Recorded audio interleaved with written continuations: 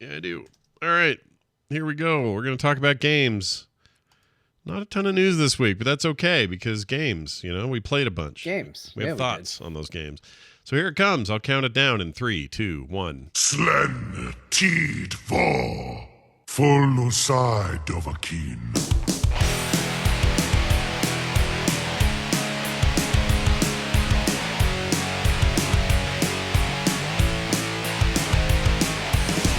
Hello and welcome back to Core, everybody. This is Core for Friday, November 25th, 2022. We hope you all had a nice Thanksgiving here in the States, which is why we're recording tonight. Thank you for your patience. And also last week where both Bo and I had COVID and dealt with it the best we could. Still have a bunch of residual stuff. Bo, I think, fared a little better than I did, but we're alive. Hello, fellow alive man. How do you feel? Yeah, we made it. I'm back to mostly normal. As we discussed in the pre-show, I got the carpal, which I think is from sleeping so much during COVID. Yeah. Now, he's wearing a brace. You guys should see this. It's pretty hot. It's a good-looking cool accessory. I feel like a proper esports gamer. Bowling, you see some of the esports guys, they wear those things because who knows what kind of injuries they have from playing all day. So yeah, I called out of work sick one time because I played too much Diablo 3. Yeah. And my hand hurt. My hand hurt too bad to hold a mouse. Yeah, I was like, well, that's what I do for 90% of my job. I can't do this. Diablo is one of the worst perpetrators. They used to kill me to play too much Diablo, too much Quake, too much Diablo, too much Counter-Strike, and then the other big one for me was the recent me getting back into Overwatch. Took some training a little bit because the first few days, a certain part of my back hurt really bad and my wrists hurt really bad, and now they're fine. So. Bo, I hope it's a quick recovery, and you don't have to cosplay that guy from South Park, the World of Warcraft player guy. It's already been a week or so. It's not a quick recovery. I think I really nixed it. Dang, dude. Well, not from gaming though. It's not so. It's like numb, like all numb in my fingers. But I still have movement, so Yeah, I'm sure gaming doesn't help, but it may not hurt either. Lots to get some movement in there. I don't know. I'm no doctor. The splint helps. I think when so Darktide came out, which we'll talk about later. I've been gripping the mouse harder, but it's hard to grip the mouse quite as tightly with this thing because there's a thing here preventing my hand from clutching the mouse. So well, good. I'm glad you're wearing it though. That's important. Well, hopefully today will be a real good return to form for us here on Core, and I think the best way to start things is to talk about this news. Hey, Microsoft reportedly offered Sony a 10-year commitment to keep Call of Duty on PlayStation consoles. And Sony reportedly ignored the offer because I guess why not? There's been a lot of talk. Of course they did. They don't need to take the offer. Like right now Sony has one job. This is the only job Sony has until the buyout is either thrown out or approved. Sony needs to go, if this merger, buyout, whatever happens, it will be the end of us as a company. That's their job, is to say that and commit to that and pretend that that's true. Even though I think we all agree that will not likely be the case, but that's their job, because for them, if this happens, it will be bad for them. It's not catastrophic, but it's not a good thing. So they stand to gain more by saying it's going to be the end of the world than to go, oh no, we'll be fine. Yeah. They're in a better position if it doesn't happen. So of course they're going to be doom and gloom. Like, no, it's going to be awful. It's going to be the end of the world. And then once it happens, they'll settle down and be like, that's fine. Yeah. And of course, it's going to be Microsoft's prerogative in this case to be the company that bellied up and said, hey, we're not taking anything away. Look at this, a decade for sure, and maybe beyond. We're just saying, let's start with that. And Sony's like, yeah, well, our position is this is the end. This is the end times. So that's how it'll be. And you're right. Until this goes through or changes or whatever, that will be their stance. And then the minute that happens, they'll probably be open to whatever they got to do. It reminded me of a soccer player, that their balls got lightly grazed, but they act like they got smashed into smithereens. That's a good analogy. Yeah, it's like, yeah, that's fair. I think what'll probably there's talk of an FTC lawsuit or something, not suit. I forget what it is. Basically, some kind of put their hand up and say, "Whoa, hold on a second," kind of moment for the merger, which could be a bigger problem than any of this. If it's, I don't know, if it at the very least it'll slow things, and it may not go through as quick as everybody thought. But outside of that, Sony just has to sit and wait. And the funny articles I've been reading are ones that are saying Sony completely throws the Battlefield series under the bus, because they're basically saying, without this one Modern Warfare style shooter game, we can't survive. There's nothing else for us to have that's like it. Right. Nothing compares. And Battlefield's over there going, hello, shit, we're doing a thing. I think that's pretty funny. But meanwhile, Battlefield, Killzone, Destiny. Yeah. Like all these other properties that are all over. No. And then at the same time, they're also going, hey, you all should buy God of War, the only action-adventure game with Kratos that's going to be of this caliber and quality. It's exclusive to PlayStation, only here. Yep. It's just how it is. It's Microsoft's job to downplay what this is going to do. They're going to be sitting there going, it's just, it's a shooter and we're going to share it. It's going to be fine. And it's Sony's job to say, well, the end is nigh. I think I read somewhere they said you're trying to turn us into Nintendo, which what does that even mean? Nintendo's a successful company? Like what? No, if anything, Nintendo goes the other direction where they're the ones not letting their IPs go anywhere else. That's a bad comparison. You're turning us into Nintendo. They're like that too. Like I've had to endure those exclusive Final Fantasies all my life. Like I don't want a Sony PlayStation all my life, but I want to play like Final Fantasy VII. I want to play the remake now, and I got to get a box just for the one game. So like, they're no angels. I feel no pity for them. They can go pound sand as far as I'm concerned. Like, yeah.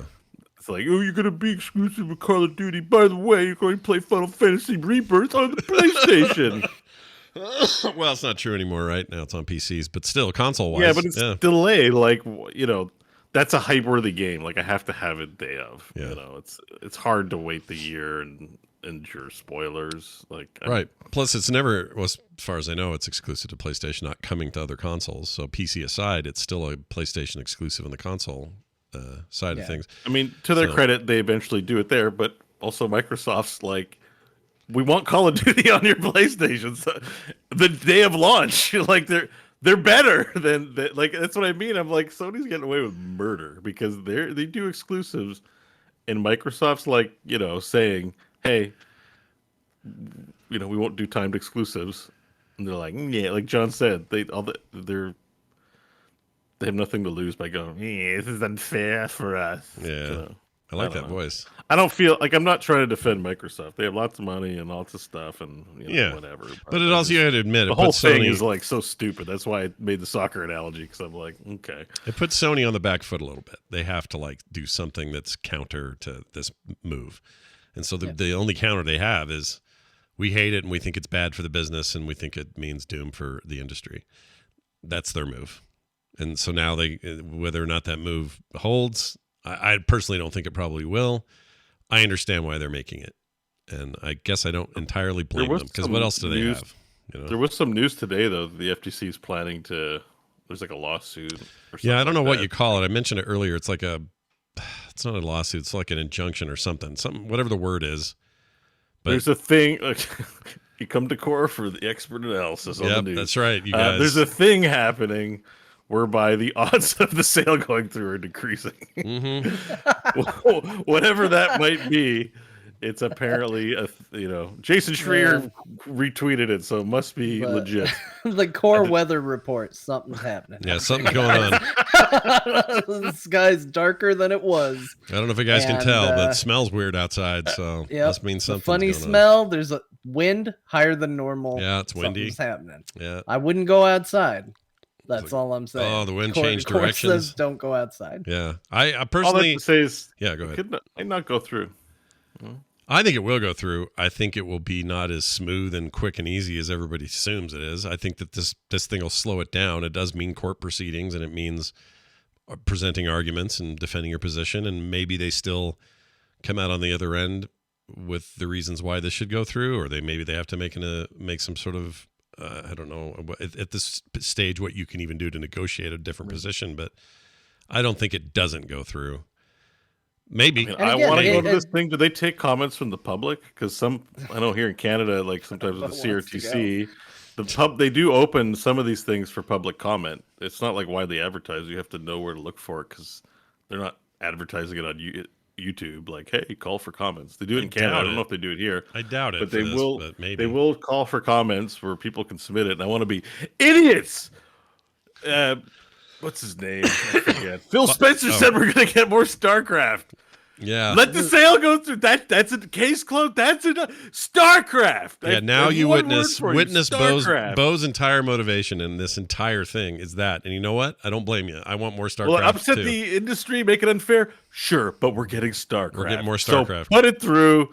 Thank you. You know, Yeah. Man, if there was a public forum about this, I would go just to watch it. Just like watch person after person this guy get up and be like, hi, my name is Skillix from the Insane Headshot Posse, and my whole clan plays on the PlayStation, and I have serious concerns that we will not be able to play Yeah. if this deal goes through. Yeah. We would have to buy a different part video of- game console, and that's not fair. John. I'm sorry, Sony for Skillix, life, and is it? then they would sit down. And then they would Well, sit what down. if is there like we need to? Can someone in our listenership tell us if this is the case, and maybe can we like Sacha Baron Cohen it and go as like Elite Gamer? Like look at me. It's like it's Gorath from the Core podcast here to talk about why he wants StarCraft 3. Yeah. I feel And, like this you would be know- a bad scene. I think I'd be too embarrassed to watch any of this unfold. I mean, I do. I my shame levels are. I have resistance to shame. You have high resistance I to can- shame. Yeah. I have high resistance to shame and humility. So like I can definitely do this. It sounds like a bit of a train wreck, but I would, you know what? I probably would watch it. And I don't think they do it. I don't think this is going to have any public input because it's not really a public issue as much as it is just a, hey, this is the biggest merger in tech history. It's a little big, it's a little out there, it's a little crazy. Microsoft's the only one in the situation with the money to do it. So does that put them at an unfair advantage? But what does that actually mean? Is that a competitive problem? Like there's going to be all kinds of like hypotheticals around this, but I don't think any of it is going to be me and you getting a voice. I think it's just going to be them. Well, Canada hasn't blocked the sale here. I know EU's doing it, UK's doing it, States are doing it. If there's a Canadian one, I'm going to be calling up the CRTC. There you go. Get that done. Get that on. We already have that big debate with Bill C11 and YouTube and the Canadian content thing. YouTube just advertised to me today. It's like, yo, we have to tell you need to keep YouTube free for Canadians, but the government wants to tell you what's on there. And I'm like, you're telling me what's on there. This is an argument for control. Shut up, YouTube. Yeah, that is But really, anyways. is that what they're saying? That's their stance? They want to keep Yeah. So I was like, open my YouTube app, and it's like, by the way, there's something huge going on in Canada. Like they're advertising to Canadian users that like this bill that's going through is like terrible because the Canadian government's gonna want to control your content, and it's gonna make niche creators make less money, and you're not gonna find the content you want. And I'm like, yeah, but you're deciding what content I want. I go to Netflix and it's like, oh, here's the featured shows and here's what's everyone watching. It's like, maybe I don't want to see any. Like someone's deciding what to recommend. Yeah, Google's already doing that. You're absolutely right. You're a bunch of people I don't know, whether you're a government or whether you're a corporation. I don't trust any of you. Y'all suck. It's the same difference. Anyway, not to get too deep into that, but you know, it's kind of the same thing going on here. It's about money and control, and it's just like, just release some StarCraft. It's nice to know it's not all poutine and freaking maple syrup up there. You know, you guys have your own issues. You got your own stuff. I like that. I feel YouTube's like doesn't like what's going on up here at all. Yeah, they're not fans. Well, I mean, I assume there's a whole ad for it in my YouTube app, and there's a whole ad for someone else's ego problems in Twitter. Like social media is kind of like off the rails. Yeah, it's kind of effed. The whole thing's just ugly right now. I hate it. All right, well, there's that story. We will follow it and see what happens with it. But we want to now switch gears and talk about a Patreon message of the week. This came from Adam. It was asked by Adam, and Robert seconded it. Mm-hmm. He basically said, this asked the same thing. So here's that question. What do you do when you're going through game burnout? And I assume he means not a particular game, but video game burnout in general. Like, I played too much. I don't want to play anymore. Of all games, assuming that's what he means, and not just I'm burned out on playing GTA 5 or something, more specific like that. He's curious about what we do in those cases. John, do you have a method to your madness when you're like, man, I don't think I want to play anything? And I guess to what end? I guess you're I don't want to play anything. The best thing you can do is not play anything. Right. Like, it's important that you don't define yourself in such a way that you don't give yourself room to be other things. Don't go, I'm a gamer. With my free time, I game. That's all I do. 'Cause eventually you might not want to do that, and you should have something else that you can do and enjoy. Whether that's, it doesn't have to be reading, but like in my first thought goes to read something instead, or, do audiobooks or draw, or, just find something else. If it's no games, then, don't do games. Don't force it. You'll be back before you know it when you want to break from whatever's next. But I did experience this a little bit at the end of Cyberpunk 2077. I put so much time and I got so invested into that world and that story and that universe that when it ended, I kind of got in a weird space because I didn't really want to go anywhere else. I didn't want to invest myself in a world again. And I hit this weird rut where everything I tried to play, I was just like, I'm not feeling it. I'm not wanting to get into this. That's actually where my current love of playing Fortnite came from, was I wanted something with no real story, no real stakes. I just wanted to get in, play a dumb game, have something that I could play with the family, and just kind of be competitive and, not really invest in. And that's exactly what I did. And I've been doing that for a while. And now I'm getting to the other side of that, where it's like, I'm looking for more invested experience at this point now.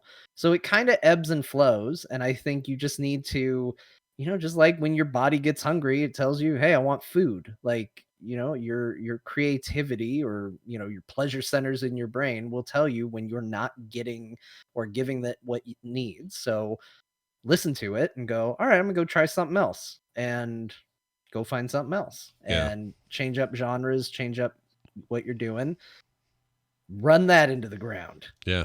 And then be sick, then be sick of that. Else. Yeah. And then go back to what you're used to. I would say I'm almost identical to what John said. I agree with all of it. My go-to is usually I like to draw if I'm burned out on games, the best thing for me to do is to go draw. And oftentimes I'll draw stuff that's game related because I just like that kind of thing and I find it inspiring. And then that will lead to me wanting to play again. So if the goal is I'm burned out, but I want to play more and I don't like this feeling of being burned out, again, listen to your body, do what you need to do, but maybe find another creative outlet if you don't already have one, that even leads you back to your original love of gaming, if that is your original love. But I agree with John on most of that. Bo, do you have anything to add? What would you throw onto the pile here?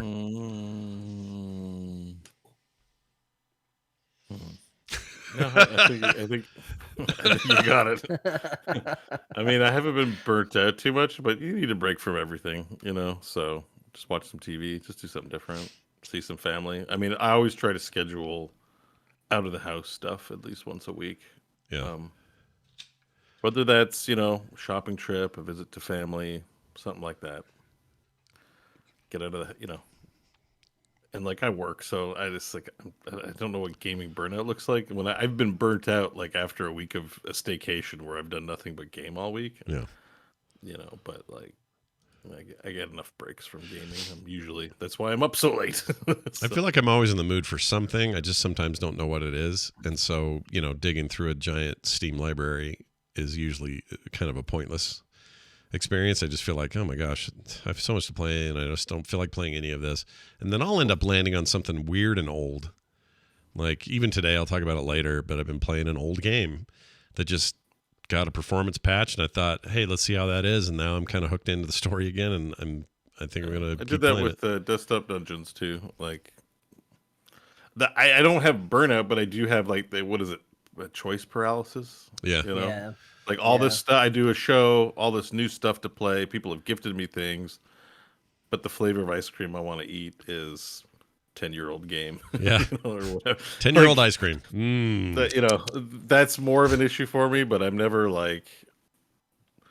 The only time I'm not desirous where I feel burnout from games, honestly, is that my local IRL friends, Mike and Crofton, who I bring up on the show, we like to get together in real life, and I get sick of games when I'm with them because I'm like, I do games all week. I do a gaming show. Can we just hang out and talk, or can we go for beers or something? I can't play games right now. Yeah. I've done it too much. Like, especially if it's just been a busy week or I've streamed a lot, I'll get burnout when I'm like, I have an excuse to have leisure time away from gaming, and then it ends up being gaming, and I'm like, I don't want to do this right now. Yeah, I think you're saying it best though. Just walk away from it. Don't do it. Like if you feel like you're like forcing yourself, just walk away and do something else.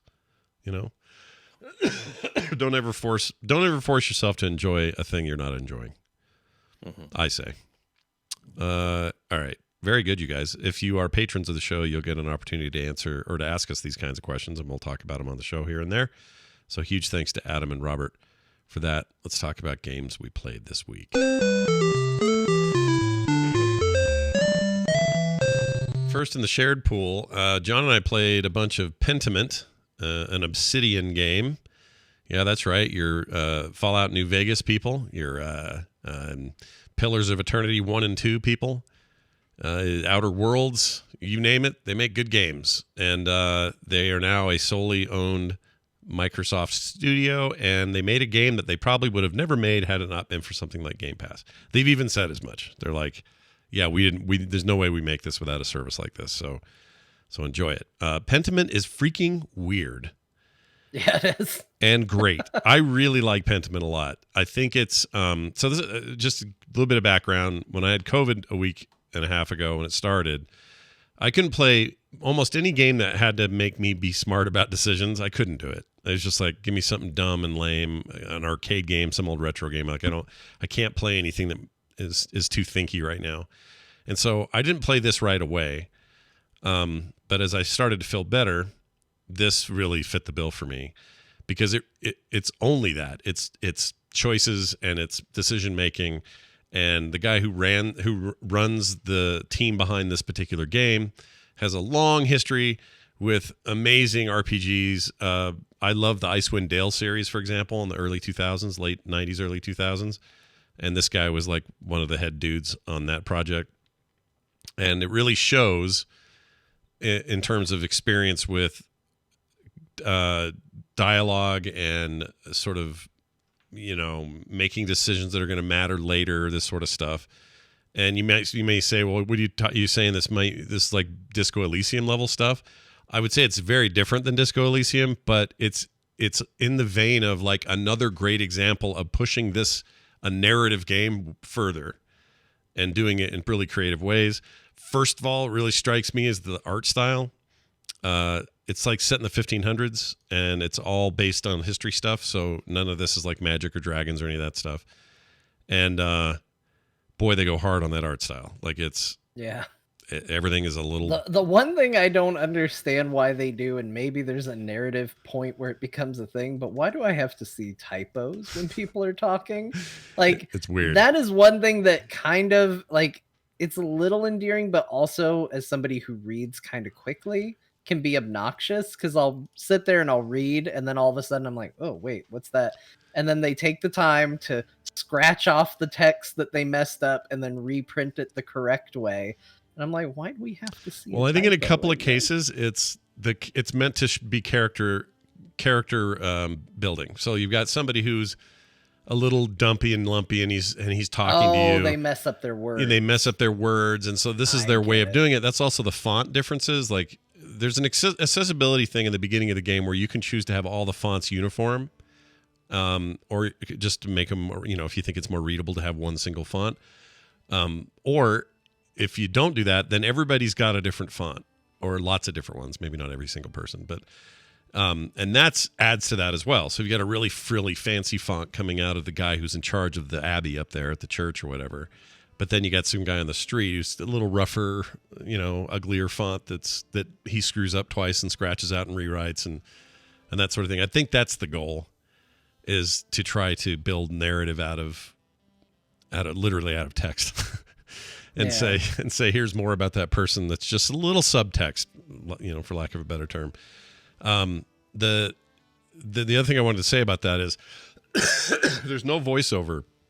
It's 100% the sound of an ink pen scratching on parchment. And that includes your character when he talks, anybody you talk to. And it's all done in this old Parisian arty-farty style. I don't even know what to compare it to. I'm sure there's a famous artist that I'm forgetting about entirely from art history classes that I took in college, but that this is all sort of based on. But at the end of the day, the whole thing is about a big, massive murder mystery, which you have to unfold. And it takes a while getting there, actually, before you. Yeah, I was gonna say that's news to me. Nobody's dead yet with where I am in the game. Yeah, you go quite a bit, and it does an interesting thing where a lot of games ask for your background. If it's a D&D style game or something, a computer RPG, it's like you come from the land of whatever, full of barbarians and something. Your parents were a-holes or whatever. This does that, but it does it over time. So, how smart you are with books, you don't get to actually set that until much later. Well, I don't know, an hour into the game, and it adds stats to you or gives you abilities and conversations that you wouldn't have had you not chosen that. A lot of this is going to sound, like Baldur's Gate style text trees and stuff. And it is in a lot of ways. It's just done in the background. But it's done in the background, you don't exactly. See it. Like there's no paper doll to look at and go, oh, look, I'm getting a +5 to this stat.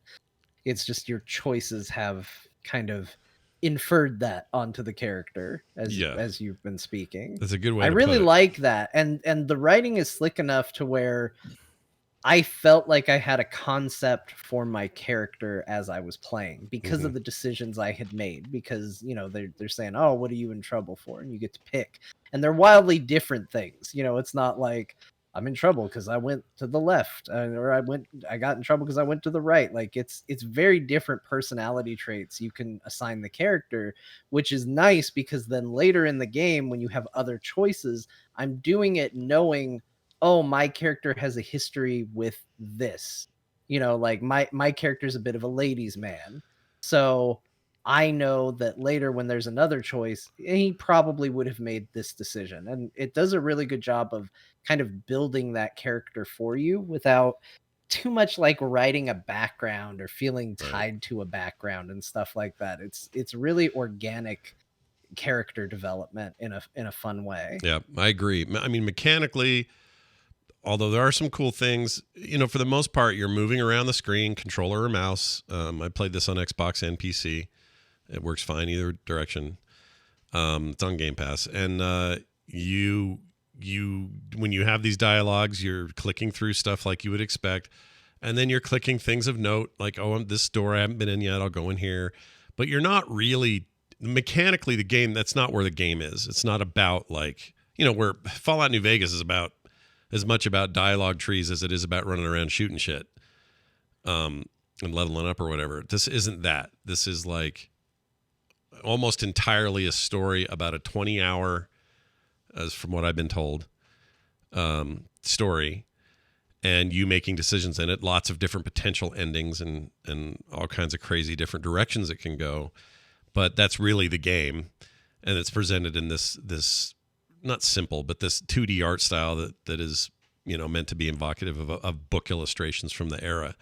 One of the things I love about it is when you're talking to a guy and he has a red underlined word in his sentence, like let's say he says, Pope Paul the First of the 12th century something, that will be highlighted in red.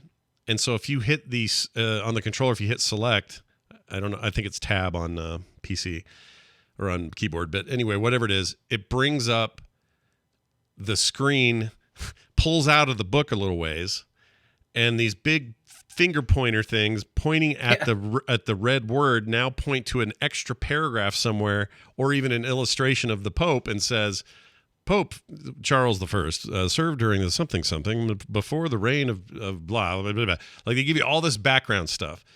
So if you're into the history of this era, this must be like a treasure trove for people, because apparently this thing really goes hard on the history part of it.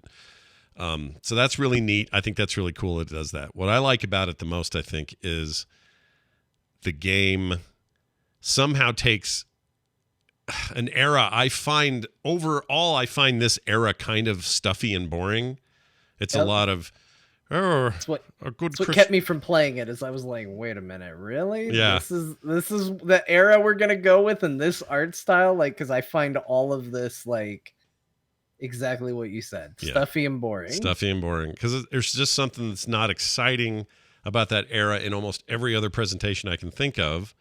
Unless you're just a history nut and you love all history, and I get that. And the game obviously takes great pains to have historical information in here. They're not afraid to look directly into the eye of whatever the culture of the time was and the oppression of certain people versus others and all that. So all of those fears aside, I came away thinking this is one of the coolest things I've played all year. I really like it, and I am going to finish this game. Because there's no reason not to. And I think it's just a really quality, well-made, obviously a labor of love for somebody over there. Like Obsidian, somebody at Obsidian is really obsessed with this time, this era. Imagine trying to pitch this from the guys that make like AAA games. Right. Like, listen, right. we want to take this like stuffy, not super broadly appealing art style, write a story, like get a the writings, it sounds, because it's been compared to Disco Elysium, so if that's any base of comparison, it probably has a lot of text. Yeah, it's quite a bit. A lot of writing, quite a bit of text. Quite a bit, but it never feels like too Yeah. much. I never feel like I'm stuck in a giant loop or anything. Not that Disco does that or anything. I don't know. There's a lot of text in Disco Elysium, but No, but I mean, it's it's King's Quest, but for 2020 times with involving dialogue trees and all that great stuff, tons of aesthetic, like changing screens, like you're even showing a little bit changing screens, looks like it's in a storybook. Like so much polish on this thing. Absolutely. It did spark my interest when I saw it, for sure. I got Card Shark vibes, which Card Shark is kind of in this style as well. Card Shark's very cool. Very cool game too. Glad you brought that up. They're very similar in terms of tone. It feels like it's a good comparison. Yeah, so this looks sweet. So you're gonna finish. You like this? Oh a yeah, lot. I really like it. I mean, John, do you feel like you're gonna push through, or how was it? Yeah, I'm definitely going to as well. I started playing it and got maybe an hour, maybe not even that in, and I got a baby interruption and haven't been back to it yet. But I'm incredibly intrigued. I definitely want to play more of it. Yeah. And I just love, I don't know. I'm not saying this is like 100%, this seals the argument on why Game Pass is cool. But the developers themselves saying, look, this game has been a dream of two or three of us have wanted to do this for decades. And it was never possible until something like Game Pass. And then it became 100% possible. I think that's a big deal. To say, not just to say that, but just say the economic situation is in a place where we can do it. We have the full support of Microsoft to get something like this done. They're not just hounding us to make the next, Skyrim killer, which they likely are working on something very cool in that regard. And Outer Worlds is awesome. And they make really great AAA titles. It's just, this doesn't exist without without a certain kind of ability to do it. There's a certain guarantee of money because they need content for the Game Pass. So it's like, okay, like you deliver something, we know it's going to be good. We trust you. We're like, okay, like it's interesting. I don't know. Is this the first example we've talked about or that I've contemplated? I don't know if it's the first that they've actually had on Game Pass. It feels like the first one where it's a Microsoft-owned studio experimenting in this way, because prior to this there's lots of little indie titles and things, obviously, but those were going to be made no matter what, and go to Steam, and they're one or two guys and stuff like that. But I think it's more about, we know indies can succeed in lots of ways, and we know that AAA titles can succeed in lots of ways, but how does all that middleware go from here forward? How can somebody at a AAA studio push something a little smaller once in a while? Or somebody in a smaller studio push something a little bigger and more ambitious once in a while. Like, I feel like that's where the That's where these guys get some tools that they wouldn't have had I otherwise. think maybe it was like Ubisoft that had I don't know if they do it. There's an era, maybe it wasn't Ubisoft, where one of the developers was make it like Child of Light. Like there were some side projects. Like they don't all right. They don't all get noticed quite as much as this game is being noticed. Because I think this stands out. High effort text adventure games like Disco Elysium, you don't get like back in the Space Quest day, it'd be like, when's Space Quest 4 coming out? I can't wait. Or like the Sierra era, that was a genre of game that you could look forward to because they were making them. You have them still, but they're indie titles or they're not that great. You don't have a developer like Obsidian making one. Right. Yeah, and that's the rare thing. Because if they are, they're Mass Effect, and it's like, actually, what Disco Elysium showed me, and I think this game, when I try it, will show me as well, is that like, just a good little story adventure game is still viable. We don't need, not everything has to be AAA top end graphics, like feel like you're there kind of thing for it to be good. You could probably, go ahead. Like, I think to the whole point is, and it kind of Vampire Survivors is sort of like a good example of this, where we talk about the value of a game, and I point out, I put more hours in Vampire Survivors than other games that I've spent $60 on, and yet you tell me Vampire Survivors is $30 or $40, and I go, I don't know if I want to spend that money on this. It's sort of the same boat. I think IGN gave this game a perfect 10. I think they gave it a perfect score. They did. They don't do that. Come on here and rave about it. Right. But if this game is $40, there's no universe where I spend $40 for this game. No matter how many 10 out of 10 reviews and Scott recommendations, and even kind of knowing it's up my alley, I probably wouldn't do it, because when you have that money to spend, there's just so many games out right now. You look at them all lined up and you go, all right, well, I got to make some cuts, boys. And this game's going to get cut almost every single time, which is, as much my problem as it is like a general perception problem of games and value. But this is the perfect Game Pass game. It's the game where I can go, oh, this game's getting great reviews. I can go check it out. And it's just something that I can go find out for myself, and I don't have to have this investment to get in.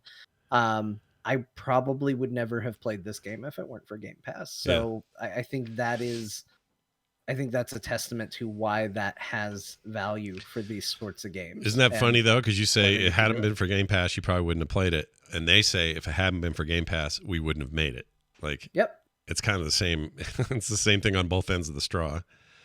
And everybody benefits, I think. And I think Microsoft benefits because this is a small game with a lot of show right now. People really like it. It's reviewing extremely well.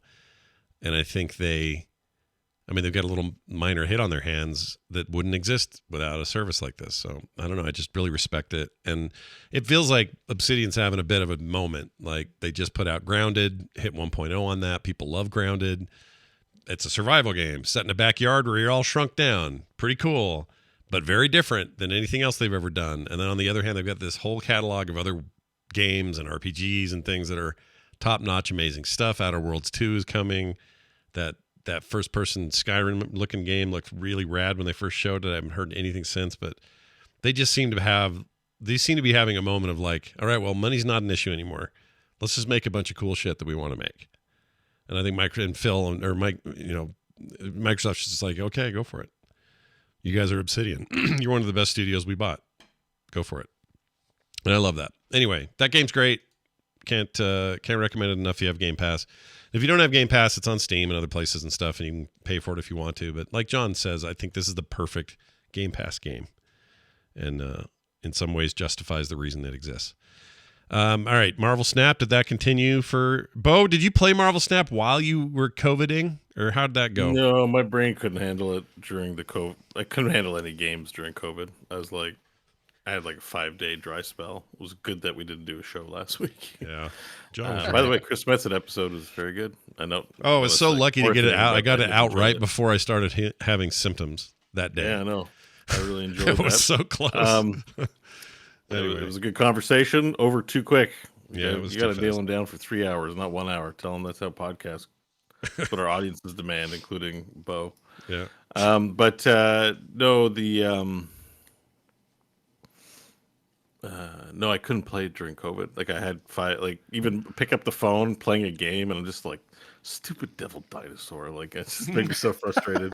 I couldn't handle it. Yeah. But you know, it's the toilet. It's a perfect toilet game. Like I'm not really trying to grind to level 100 now. I'm sort of hovering in the 60s. I started at 70. I'm just playing whatever kind of deck I feel like. I'm at a point because I'm in pool 3. I don't have the whole collection. It feels like people pull all kinds of random shit out now. So I'm, Yeah. I'm As somebody that grappling just a got bit. to 50, I'm in the same boat. Like I keep dropping from I made it to plat, so I did better this it seems weird to say season because it's 3 weeks, but Yeah. done better Yeah. this season than last season. I made it to platinum, but I am I'm in the same boat, bro. Like there's so many matches I am 100% confident I'm gonna win. I'm like, I got this. This is easy. And then they pull out like Magneto's been a real thorn in my side where it's like, and I got it. And then Magneto comes out and moves all my cards, and I'm like, now how the hell was I supposed to know Magneto was gonna get played? In what Right. world should I Yeah. have anticipated Magneto or a real strong boosting deck comes out and I think I'm winning every lane and then all of a sudden I'm losing every lane. Yeah. It's been really weird. The variability, including with the locations and now with the deeper card pool. In pool 2 was a lot more predictable, and then the changes during the events were a lot more predictable. Now it's like, oh, okay, I see a couple destroy decks. Let me build something that's like going to kind of deal with that. Then all of a sudden you're playing something else, and it's like that feels pointless. Yeah.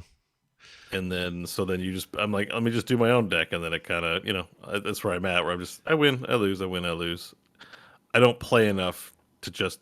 I don't need to prove every month that I can make 100. Like that's for the people who want to play Snap for professionally every day, all hours of the day. I'm like, there's a billion games. Yeah. Toilet it is. Yeah. It's So it is time. still toilet, and it is still like downtime between deciding what to watch next on TV. I was watching Ibit do a really cool. He called it his onesie deck, but basically, because the vibranium area was the thing this week or something. Yeah. What do you call it? Vibranium mine. Mine, yeah. You do a onesie deck with nothing but ones in there. So like Quicksilver and I think Hawkeye and I can't remember who else. All the ones, a bunch of ones. There's more ones than you can have in a deck. But anyway, you fill this thing with your favorite onesies, and the vibranium mine thing makes it so you can never die. They can never go below one life, I guess. No, vibranium, the event that it was their ones. Yeah. They cost 1 and they are indestructible. Right. Because you don't want to build a deck full of just ones without that event going on, or just at all, because you get Killmongered. Killmonger is played all the time, and it kills all the one drops on both sides of the board. So yeah. I think you're talking about the vibranium. That was the nice thing about it, is they're indestructible. Yeah, that's it. That's all it was for. They can't get Killmongered, and yeah, that event was fun actually. Yeah, he was raving about that. Just because it was only temporary because the event ended, but well, that's the nice thing is the events are not all great, but when they're fun, they're really fun because then you feel like a smarty when you build a intelligent deck and then you're winning a lot. So Yeah. I just didn't play a lot, but I was having a pretty good run during the vibranium mines. Nice. So that was fun. Yeah. Pretty cool. So there you go. More Snap in everybody's life. I'm playing very casually, very toilet time. I don't even know where I am. That's fine. That's what it's for. I'm finally getting to the point where I'm unlocking titles and other pictures, other avatars, which is kind of nice because I gotta say, like, I feel like they should give people more avatars in that game because through pool 1 and pool 2, it gets really old seeing the same like 3 avatars for everybody that you play against. It's like, oh, it's gonna be one of these 3. Once you get to pool 3, you actually start seeing some variety to it, which is nice. You start to see stuff that not everybody has. Yeah. And I got some titles. I think I finally, so the first title I got was Top Chef. then mom says I need to play less or something like that was one of them. And I think the one I'm going to settle on for a while is needs to drink more water, which is universally true. That's just true. Yeah. Yeah. The titles in the game are pretty good in general. I don't have the best ones, but some of them are pretty good. I think the Something of a Scientist is perhaps my favorite title that I've seen, because every time you see it, it just makes the Willem Dafoe quote pop into your head. I'm something of a scientist myself. Yeah. But it's fun. It's a fun game. I sometimes get frustrated with it. I am prone to get a little ragey at the RNG from time to time, which makes the title Always Unlucky feel very earned at times. Because you'll look at it, you'll get a location that discards a card for a player just at random, right? And it's like, okay, well, what card did it pick for them? It picked Wolverine, which actually did him a favor because it then put it on the field for free. And then what did it get rid of for me? It got rid of the linchpin of my deck that I need to make whatever I'm trying to make happen. Yeah. So I'm bad with RNG. It just hates me, but I am having fun with that game. I am sad. I got Armanzola as a card. And for a while I was running that with Black Panther, which was very meta for a while. And now I'm playing against people that know, and as soon as they see it, they just quit out of the game. Oh, and that's sad because I can't win with it anymore. Like, I'll win, but I win one. I Right. win 1 cube instead of before. When I was doing it, I was winning 8 cubes at a time, and I was climbing incredibly fast. Now everybody knows what to look for. They know what you're doing, and you basically, if you run that deck, you'll win, but you'll only get a cube for it. Yeah. Or there are people who know how to counter it, and Plus, they'll that make you game, the really game sad. doesn't celebrate you leaving, but it does. It's part of the game is to fold.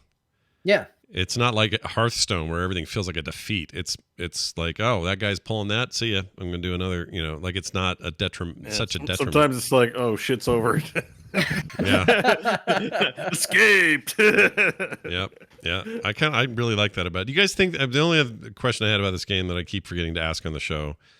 Do you think this game has pro like esports potential? Like, I think it's is it too RNG? It's for fun that? to watch. I love watching people play the game.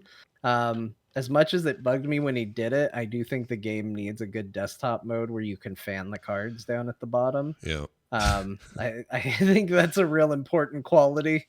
But I agree with that. but I like watching it. I like watching the game, but competitive, like it's too random. I mean, you just get in sometimes and it's just like I've had matches where me and the opponent but we're both just like ugh. And I did the thing where it's like, okay, I'll quit, but I'm gonna wait to see if my opponent also quits and we can both just call it a draw. Yeah. And that 100% happened. We were so disgusted with the 3 maps that we got because it was like Luke's bar, you can't play cards or they get sent back. It was the Sanctum where you can't play cards at all. And then it was one where it's like every card here gets -3 power. And both me and my opponent were just disgusted by it. We're like, I don't want to do this. So we just immediately picked on turn 3. We're done. We're not going to play this. We didn't lose any keys. But in the way that like poker, they have professional poker, people watch it, they see streams of it. That's all kind of heavily RNG based. Do you think they? Well, I think if they're gonna make it an esport, then they have to make the snap mechanic mean something. Like traditionally with TCGs, it's like a best of 5 kind of thing, right? These kinds of matches, or best of 2, or it's a tournament, or there's a stage where it's like in Magic, they'll do a period of constructed, and then they'll do draft, and then they'll do top 8 constructed again, depending on like the format. Yes, the snap and the points are an important part of it. I just don't see what would they do, like a generic field, like everyone play and whoever has the most snap points by the end of an hour. That's a great question. I don't know. It makes the top 8. The thing is, watching it, I feel like everyone's gonna play the same deck and then they're gonna like fold all the time. Like it just doesn't seem compelling at all to me, where I'm like, oh, does he have Devil Dinosaur? He has to decide to fold if he thinks he has Devil Dinosaur, but if he doesn't, then he can win. And I'm just like, I don't want to watch this. Like, because it's not for money. The thing about poker is it's like when people are like, have a lot on the line, that's when it gets interesting because they're talking to each other. Like the live games, the live televised games, they're like, Yeah, they're high trying stakes. to lie and manipulate, and that's when it gets interesting. Yeah. I don't see this game being very. I would rather watch Hearthstone in a heartbeat. Why you replace for sure. cosmic cubes with cash cubes? Oh, and they're full of cash. John. Now, You if bet it's your- real you money, gotta bet your cash cubes. Yeah. video game companies are notoriously well, gambling in general is notoriously regulated, so we can't just do whatever we want. But I've wanted like games like Heroes of the Storm and Hearthstone to have innate cash prizes in tournament. These companies have head for the hills on subjects Oh, like yeah, that. You know big what I time. mean? But I would happily have a weekly $1,000, buy in for $5 tournament and potentially win first place in a Hearthstone tournament. But they'll never do that because the world is lame. Everyone's lame. It's your You're whole all- slippery slope. It's the whole slippery I slope think it's thing. fun. I agree. Yeah. I would put $5 into. Oh my gosh, I'd play Overwatch tournaments for $5. Like there's this balance, right? It's not that I want to be a big gambler or anything, but it is. I have gone to local tournaments to play cribbage where people throw in $20 and the top prize is 500. It's just a bit of fun with a bit of money. Like people go out of control. Somebody always ruins it. But there's nothing wrong with, the local weekend people getting together, anteing up $20 and just having a spot of fun to play a charity golf tournament or something. You know what I mean? Like Right.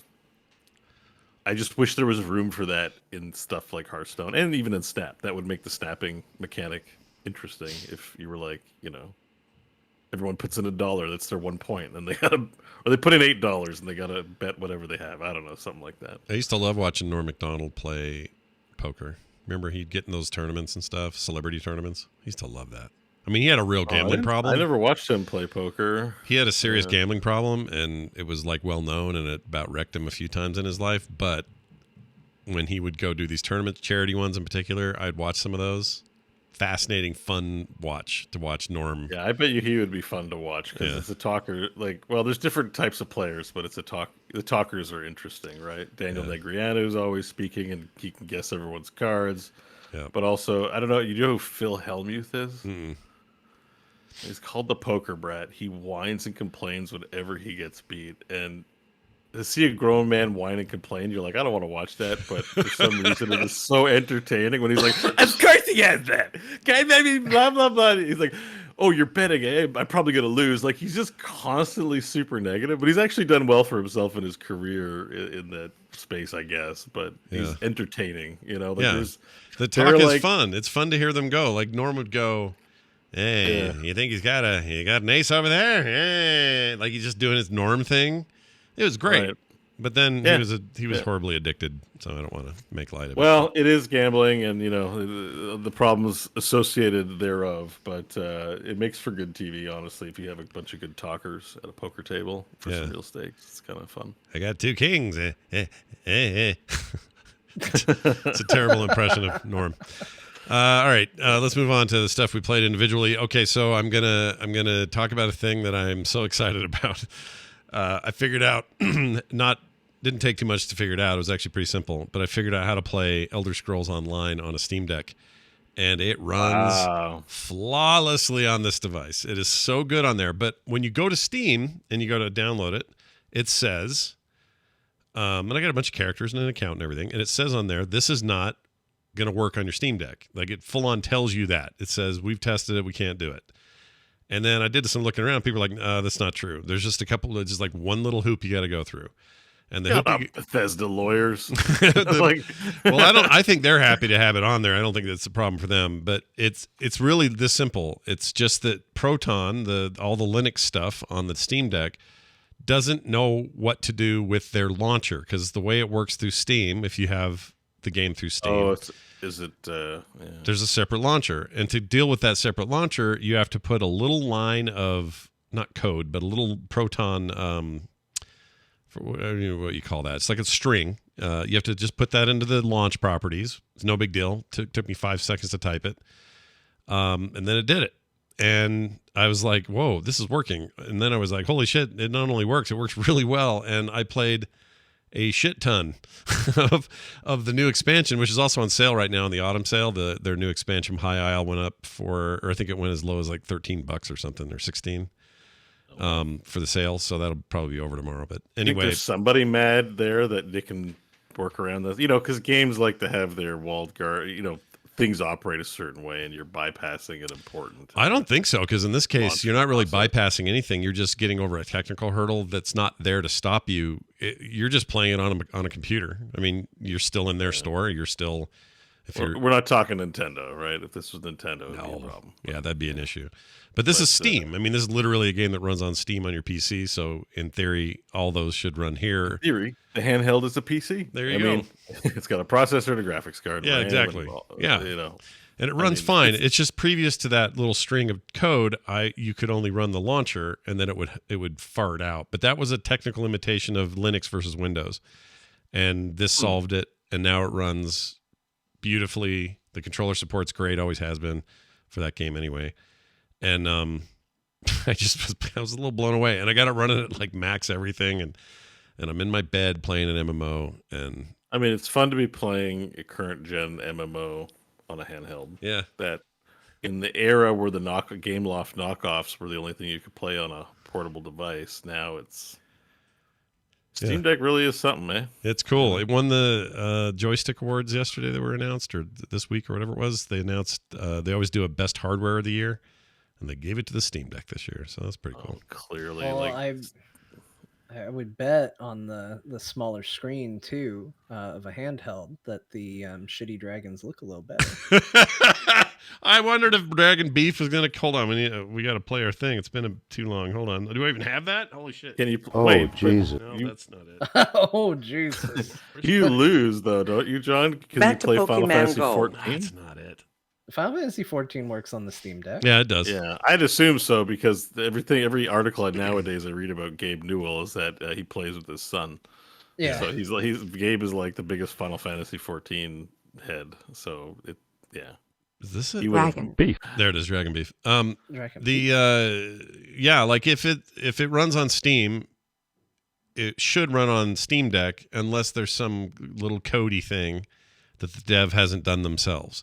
And in this case, and it's not even a hack. It's just literally a string that says, hey, tell Proton there really is a hard drive here so that it can get past this weird launcher moment. And then now you can just play the game. Okay. So it's really easy. And I think it's just as simple for running Final Fantasy 14 on there. Well, that's great. The news just keeps getting better and better. It's everything. You can use it as an emulator. Yeah. You can use it. You can use it to play your MMOs. You can literally play everything. I got to admit, it's kind of starting to tempt me a little bit because all I got on my phone is Snap and Wild Rift. And, I'm like, have you been playing? Have you played much? Some of these games, I'm just not that I have so many games in my library. Some of these games, I'm just not going to play. Yeah. Sitting at my desk, I'm like, if I'm sitting at my desk, I'm here to work. I need to play something like Darktide that requires effort and skill to get better. Yeah. The couch, I don't know, but then I don't spend that much time playing my Xbox anyway, so I don't know. I think that's why Soul Survivors Vampire Survivors likes Soul Survivors and others. I think the reason that those are hitting me so much is because I am playing them there on a couch, chilled out. Mm-hmm. I don't have to be all set up in front of my PC, hunched over with my mouse and keyboard or whatever.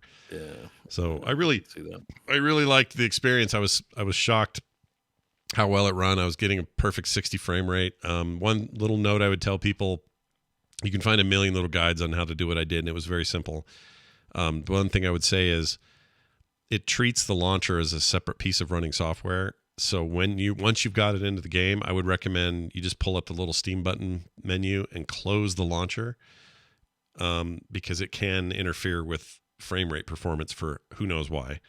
So just a little tip. Close that down, and then bam, the game's fine, and I never have a hitch in it. So anyway, the game's very good. And dragons in it are really badass, really cool dragons. They're really great. They put other dragons in MMOs. I feel like to when shame. you say they're badass, you're half right. they're either ass or bad. Is that what you're saying? Yeah. Okay, fair enough. What else? Here's just a few mentions. Soul Survivor, still playing the hell out of that. I got a bunch of characters up to level 30.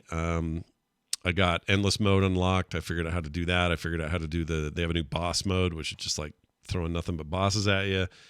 Unlocked a bunch of characters. I unlocked this awesome freaking rogue character that John would freaking love. That guy.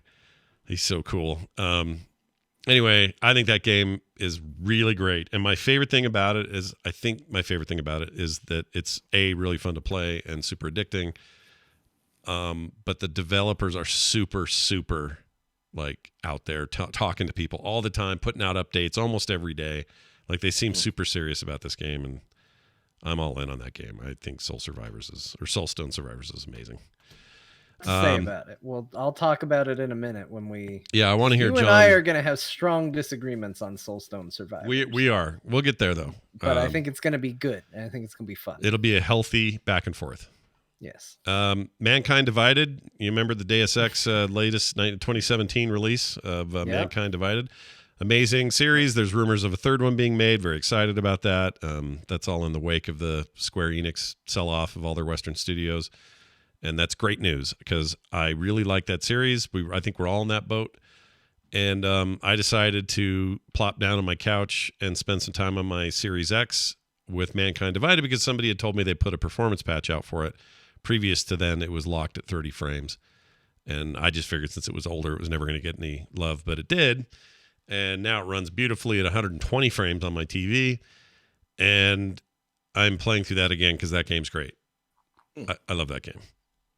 I really love it. Is that the first one or the second one? Second one. It's confusing, right? Human Revolution. I never is the first remember one. the names. They really should have put a 1 or 2 on that. I won't lie, dude. But tonight on the show, before the show started, I actually went to make sure I was talking about the right name because I do the same thing. Divided. Just think divided. Divided. Divided means that's how I always remember. I'm like divided is 2. Like we don't start.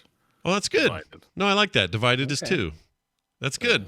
No, I'm going to start doing that. Yeah. The other one, Human Revolution, also very good, but I think this is just the superior game, and that performance patch on Xbox has really made it fast, so I really like it. And hey, whatever that company is, Enforcer or that bought Eidos, let's get 3 going. Yeah, let's do it. 3. I want these rumors to be true so bad. Oh my gosh.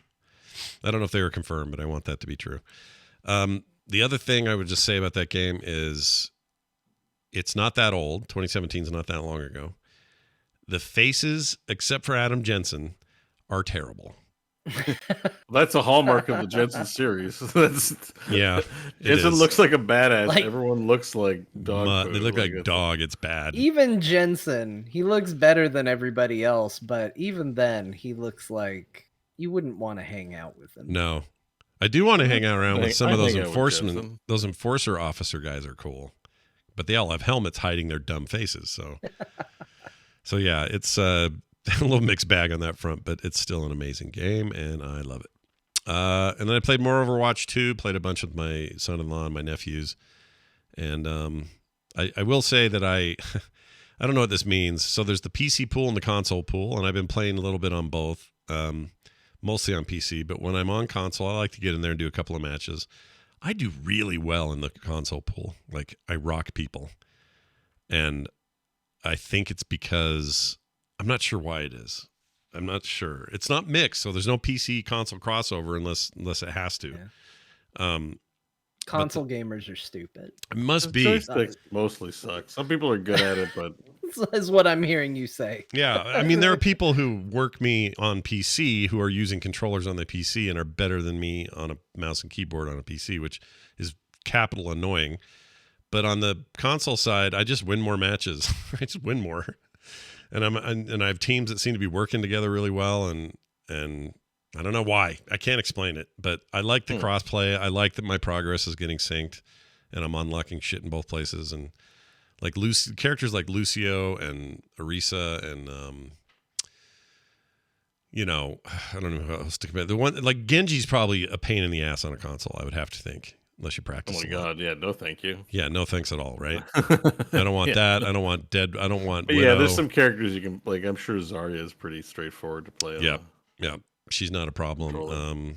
Reinhardt's pretty good on there. Like, there's plenty of characters that play just great with a controller, and I do really well on there. So can't explain it. Don't know what's up, but it's good. Who's your main? Okay, so my mains. I have mains now in each category. My main for tank is Orisa. Almost 100% of the time, I really like her. She stays alive forever. Healer pool, Lucio and freaking Mercy. Those are my two go-tos these days. There's a lot to like in the entire. I like the whole healer group. I like everybody, but I really like those two. And then damage. It's me, or it's Junk. It's between Junkrat. Oh, I don't know who else in there. I love Junkrat so much it's hard for me to play anybody else. But I like the new Bastion's great. He's super fun. Yeah. Cool. And he feels like a metagame because he's like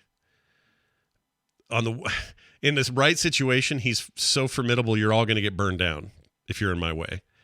But then that can change in like a single heartbeat and I am dead because somebody back there smart enough to know how to pick off Bastion because he's made of paper these days.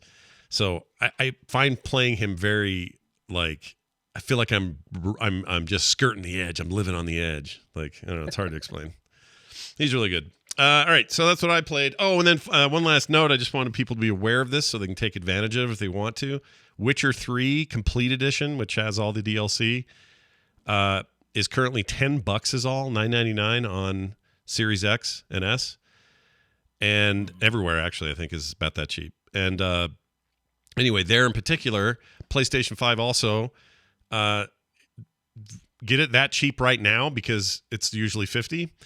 But also they're putting out a brand new patch. I think it's already out, a next-gen patch. Not just an up-res patch, not just a faster frame rate, but like higher res textures, better frame rates, HDR tweaks, a bunch of stuff to make it like a modern running game. And the side-by-sides are insane how much better it looks. So I'm just saying right now is the time to do it. If you don't own it there, $10 is nothing for that game. And the next-gen patch is free if you buy it even before the patch. And it just seems like a no-brainer. So I would highly recommend doing that. I haven't actually fired it up, but I went and bought it for $10 because why not? All right, John, let's get to the Survivor-like Battle Royale. I've played all these that you've got on this list. Yeah, so I did a U, and I decided to do a little experiment and play a bunch of, I guess we can call them Survivors-like, games like Vampire Survivors. You've talked about a lot of these already. I decided to try a bunch of them because they're, it was a low barrier to entry financially to try these games. Yep, it's true. And so I'm going to name the 4 that I played, and then I'll go in reverse order of how I feel about them, all right, which is not the order listed here. So you'll be in suspense. Okay. So I got a 100%, done all the achievements, beat the game on Vampire Survivors in its 1.0 release state. So I'd already played a lot of that, but I did go through and finish up unlocking everything that I hadn't unlocked and kind of doing everything in that game. Close the book on Vampire. And they've got more coming down the road, but you beat what they've got. That's the game. Yeah, but what's out there for what they consider the release, it's no longer an early access version of the game. I completed it. I played Soulstone Survivors. I played Brotato. Yeah. I played 20 minutes until dawn. Yeah. Or 20 minutes till dawn. I don't remember what it's called. If this is the full until monochrome one. Yeah. Yeah, the one the one that turned Bo off visually. 20 minutes till dawn. It's not until dawn, till dawn. Got it. So those are the 4 I played. So going in reverse order of how much I like, from least favorite to favorite. My least favorite of the 4 is Soulstone Survivors. That's insane to me. Insane to me. I can't even believe that. There's so much more depth to that game. I'm blown away by that. I think that's maybe the problem. So I'll tell you the reason I don't like Soulstone Survivors is it is too active and involved to scratch the survivors like itch that I want. Because when I play these games, I'm not looking to play a video game like God of War or you need your other hand for something like else. That. Yeah, there you go. I'm busy. I got other things to do. I'm not looking to have a deep, engaging experience. And this is a little too involved to be that. And it's a little too simple to, in my opinion, be fun on its own merits outside of that. If I'm wanting to play something more involved, this isn't going to be top of my list anywhere close to it. And if I'm looking for something more passive, like a Survivors-like game, then this is not what I'm looking for in that regard either. Now, that said, it is pretty slick. I kind of like the dash button. It's certainly one of the harder ones of these games. Again, it's much more involved, but I just found it to be a little too chaotic, a little too about like dodging, and which is, again, it's a very active thing you're doing in a game that's traditionally about just walking in big loops and picking up things. And I also found that I didn't really care about most of the upgrades that I was getting. Like, the upgrades popped up, and it was like, more often than not, I just felt a big shrug about whatever I was getting. I was like, I don't know. I don't care. None of these really seem particularly interesting to me. And I would just sort of arbitrarily pick them and be like, all right, yeah, I guess I feel more powerful.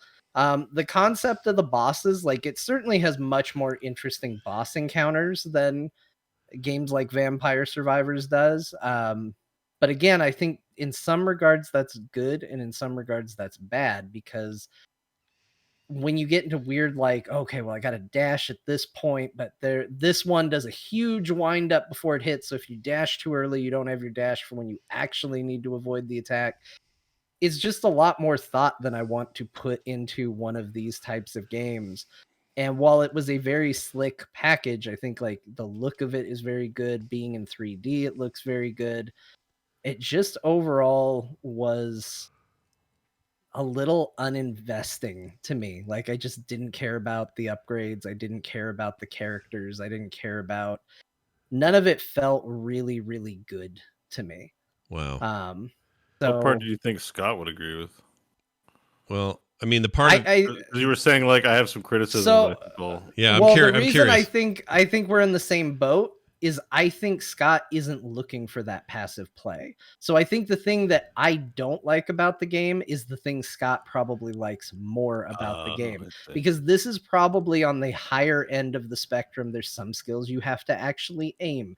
The dashing is an integral part of doing boss battles, because they basically auto align with you, and they do this big wind up where you see, like, okay, here comes an attack, and when it fills up, they're gonna throw it, and they will be aiming at you until the moment they go to launch it. So you have to time when you dash properly, and it's just more involved. And I think Scott, tell me if I'm wrong, I think he likes that, whereas that's not what I'm into this genre. I think you nailed it, and that's why I think that this actual disagreement is actually it makes perfect sense to me, because if your approach to this game is purely, a one button affair, the way that Vampire Survivors is, then this is going to seem like, wait, I don't want to aim. I don't want to worry about that stat increase. I don't want to figure out how to dash more times than the one I already have, or, like, I could see that. And the same goes for somebody who goes into this thinking, well, I'd like something a little bit involved. They're going to love this, and they're going to hate maybe not hate it, but they're not going to like Vampire Survivors for that same reason. So I now that you've explained it, I totally get why you'd feel that way.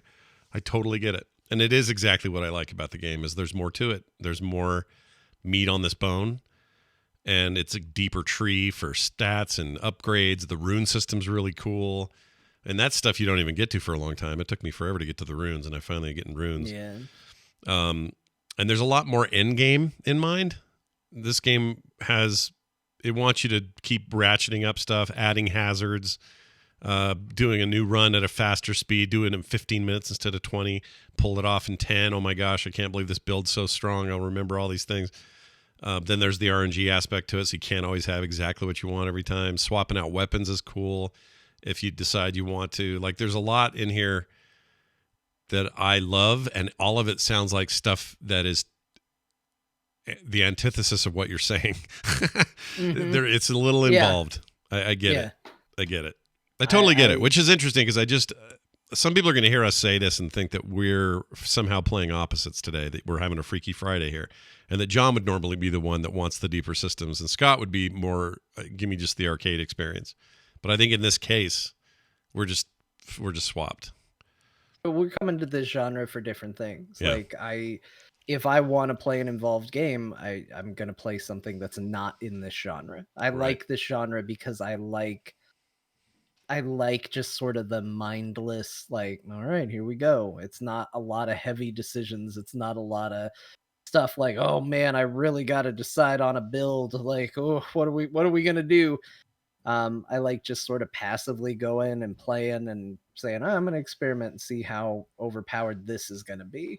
And this just felt like, and it may get better, like, you know, the further in you get, but the problem is it didn't compel me enough to get further. Yeah, and that's I think it's a fair criticism. I mean, the game basically toward the end, or I'm not in the end game, there's a lot of characters I still haven't unlocked and stuff, but I'm far enough to where these feel like greater rifts to me. That's what I feel like. I'm playing Diablo Greater Rifts, the game. Yeah. In a lot of ways. And I don't know, I kind of wanted that who knows why I want that, but I do. And so now I'm so hooked on this. The idea of playing Vampire Survivor seems like a waste of time to me. And it's not that I don't respect it or know that it's an amazing game. Clearly it is. It started this whole subgenre, and this doesn't exist without it. But I think this is a lot closer to what I'm looking for than the other one. That's interesting. Well, and I think that's where the merit is going to come from listening to something like this, because I'm sure that there are people listening and going, well, yeah, John's right, and they should listen to my list in my order. And I'm sure there's going to be people that are like, no, Scott, I'm with Scott. I want something more active. They should listen to my list in reverse order is what's basically the way it's going to end up panning out. Let's hear about the rest of these. I'm really curious about where Brotato landed, but go ahead. Next two are really, really hard for me to decide where to put, because there are things I love about both of them and there are things I hate about both of them, and they balance each other out really, really well. And so I don't know where to put which one. And I think probably just because I'm less familiar with it, I'm going to put Brotato next. Oh, man. Okay. This one's a little hard for me because, again, Brotato I actually really like, and I've probably spent more time with Brotato than the next one on the list. But to me, one of the most important parts of this is, it's almost funny you mentioned Greater Rifts in Diablo, is I feel like this genre is really good at scratching that Diablo itch of like, here's your basic rules. Here's a whip, like just to use Vampire Survivors as the baseline. Right. Here's a whip. It whips in front of you at this rate. That's the rule as you understand it. Now we are going to break that rule, and it's an understanding on how we're breaking the rule and stepping outside of that rule that you gain the understanding of how cool these powers are and how much more powerful you become, and then you end up breaking the game until you're just insane, and it's just insanely overpowered, and they're throwing a challenge at you that is also insane to match your skills, but it's just crazy how cool your build has become. I have a harder time reaching that with Brotato. In fact, despite playing a lot of Brotato, I've yet to reach it. The closest I got was doing a build that did a lot of lifesteal and had a big health pool, and I could take a lot of hits without dying. Yeah. But I think the one thing that puts Brotato a little lower on the list for me is that it feels like a more challenging game. I've actually had a harder time completing a run in Brotato because all the upgrades for Brotato, like there's sort of set items, and all the upgrades are kind of just the same things. It's all kind of just stats, and every now and then you'll get a weird item. And so I found the upgrades a little bit on the boring side. Did you combine weapons a lot and stuff? Like, did you find, because this is one thing a lot of people miss in that game, is if you've got two maces, let's say you're doing a heavy melee build, or even it doesn't matter, ranged or whatever, you've got two pistols, and they're level 1 pistols. You can combine them now, you got a level 2, and then you find another level 2, you combine those, you got a level 4. and so on. Did you do a lot of that kind of stuff in there? Yeah, it took me a couple runs to discover that, and then I did, and then I was like, oh, this is cool. This is a good way to keep weapons being exciting. Yeah. I just never really hit a point with the game where I was like, wow, I feel like I've really made this this little egg or potato, I guess. It looks like an egg, but it's they say it's a potato, so we'll call it a potato. Sure. I've really made him powerful in a satisfying way. I never hit that. But Oh, that interesting. said, I thought the enemies, the way it plays, the sounds especially, it's got one of the most chill sound aesthetics. Like you're just sitting there and you're just listening to very satisfying bloop, bloop, bloop, Yeah. bloop, bloop, bloop, It's bloop, kind of bloop, chunky bloop, at the bloop. same time. Yep. Yeah, it's hard to explain. It's really good. It's very chill in that regard, and I loved that. Like that stuff was all really great for me. And again, it was back to this slightly more passive. There's not a lot you have to do. I just never particularly found a version of building the character that felt satisfying. Got it. And it also does a lot of things with hey, here's the good things that this item does for you, and it comes with bad things too. And I've never been fond of you get this, but we're taking this away. I find that the steady power increase is always a little bit more fun, and this game tends to be well, here's the pros, but it's going to come with a lot of cons too. Yeah, it'll be like you beefed up 10% extra speed, but now we're asking you, do you want to have 10% damage increase at the loss of 5% speed? So now you're back to only 5% increase over base. That is a thing, and I don't love that either. But I have found myself being a little more strategic. It's but again, see, there's that depth part that you're not loving. You want to just get in, grab your upgrades, and go. Whereas I'm well, let me think. How do I want to balance this? If I have the extra speed already, I've already beefed that up 20%. I can take a 5% hit for this damage increase. I kind of like that now, but I didn't love it at first. It wasn't my favorite thing in the beginning. I do like the wave system though. It's a wave-based thing instead of just nonstop, never stop. And so when the wave ends after so many seconds, now you're back to the store or back to the shop sequence, and now you do another wave. And I don't know, there's something about that structure that worked for me. I liked that as well. Yeah. I thought that was really, really nice. It's I don't have to survive for the entire game. I just have to survive for a little bit, and then you catch a little breather and you get a little planning, and I think that's all really cool. I think this is maybe the most chill of any of those games. This one's easier to relax to than most of them. Yeah, that's a fair point. All right, so far you are exactly in reverse order of me. Oh, really? Okay, Yep. Great. This is awesome. Yeah, mine goes. So just to keep track, everybody. Soulstone Survivors number 1, Brotato number 2. For John, those are the bottom two in the reverse order. So keep going up. Where are we? What's next? Next is 20 minutes till dawn. Again, there's things I think this does a lot better than Brotato, and there's stuff that this game does that is not as good. To start with just the negatives, the art style is very stylized, but when you're spending 20 minutes staring at black and white and red, and that's all you're seeing, I just constantly found myself zoning out to a point where I couldn't focus, and I was like, oh no, what is happening? I also, again, it kind of goes back to the active thing. You have to actively shoot in this game. Oh yeah, and it's not terrible, but I don't almost love, as if colors make games awesome. I knew Bo was I knew he was gonna have a with the take. Yeah, colors. I couldn't wait. But he's not wrong. When you're looking at waves of them and you've got just the 3 colors to go off of, I just get lost in it at a certain point. And I really struggled with that, where I had a hard time. I was getting hit by enemies simply because they were blending too much into the background. Also, the trees are a real bastard in this. Yeah, the trees are dicks. You can get hurt by touching the trees, and the hitbox for them isn't where you think. You would assume you could cross the tree up by the canopy, because in theory this is in 3D and the canopy isn't on the ground. But you'll take damage if you try that. Yeah, trees are dicks in this game. I agree with you on that. There's a stat for how far you can see, which is that frustrating kind of fog of war problem that the game has. I don't love that either. But anyway. I think, and this is why I had a hard time putting it above Brotato. The frustrating parts of this game I find really frustrating, but this game does a really good job at making the weapons feel unique and interesting.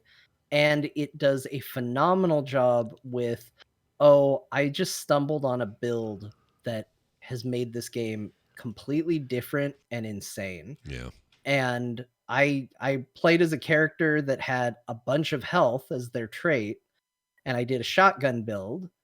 And because the shotgun just fires 2 shots and then it needs to reload, I started taking abilities that would do damage anytime you reload. Well, I'm going to be reloading more often because I only fire 2 shots before reload.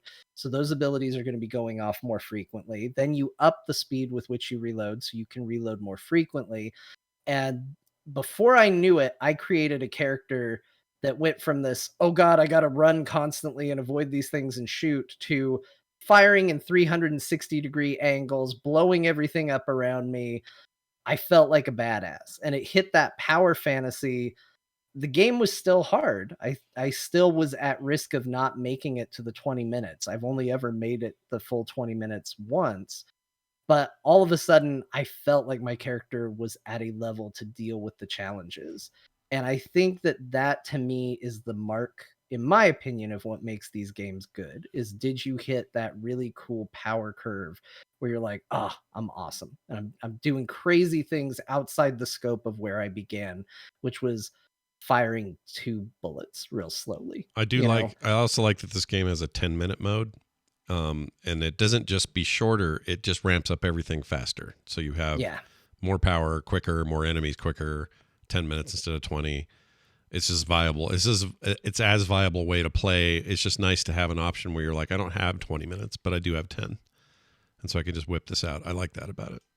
And chat says this, and it was actually the next thing I was going to say, and it's very well, which is love the mix and match potential. Yes, because this game is based on both character and weapons, you can do some creative builds across, like, oh, well, I'm playing this character, but with this gun, and that unlocks these abilities. Like, you can create more diverse builds and do some crazy things within that.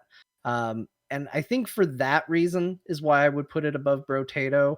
There are still, again, some things I don't love about it that are kind of rough. I love the look of the art. I just, especially when it gets busy near the end and you spent 20 minutes staring at green and black and red, you go, oh, I'm just sick of looking at this. Yeah. I just need to look away.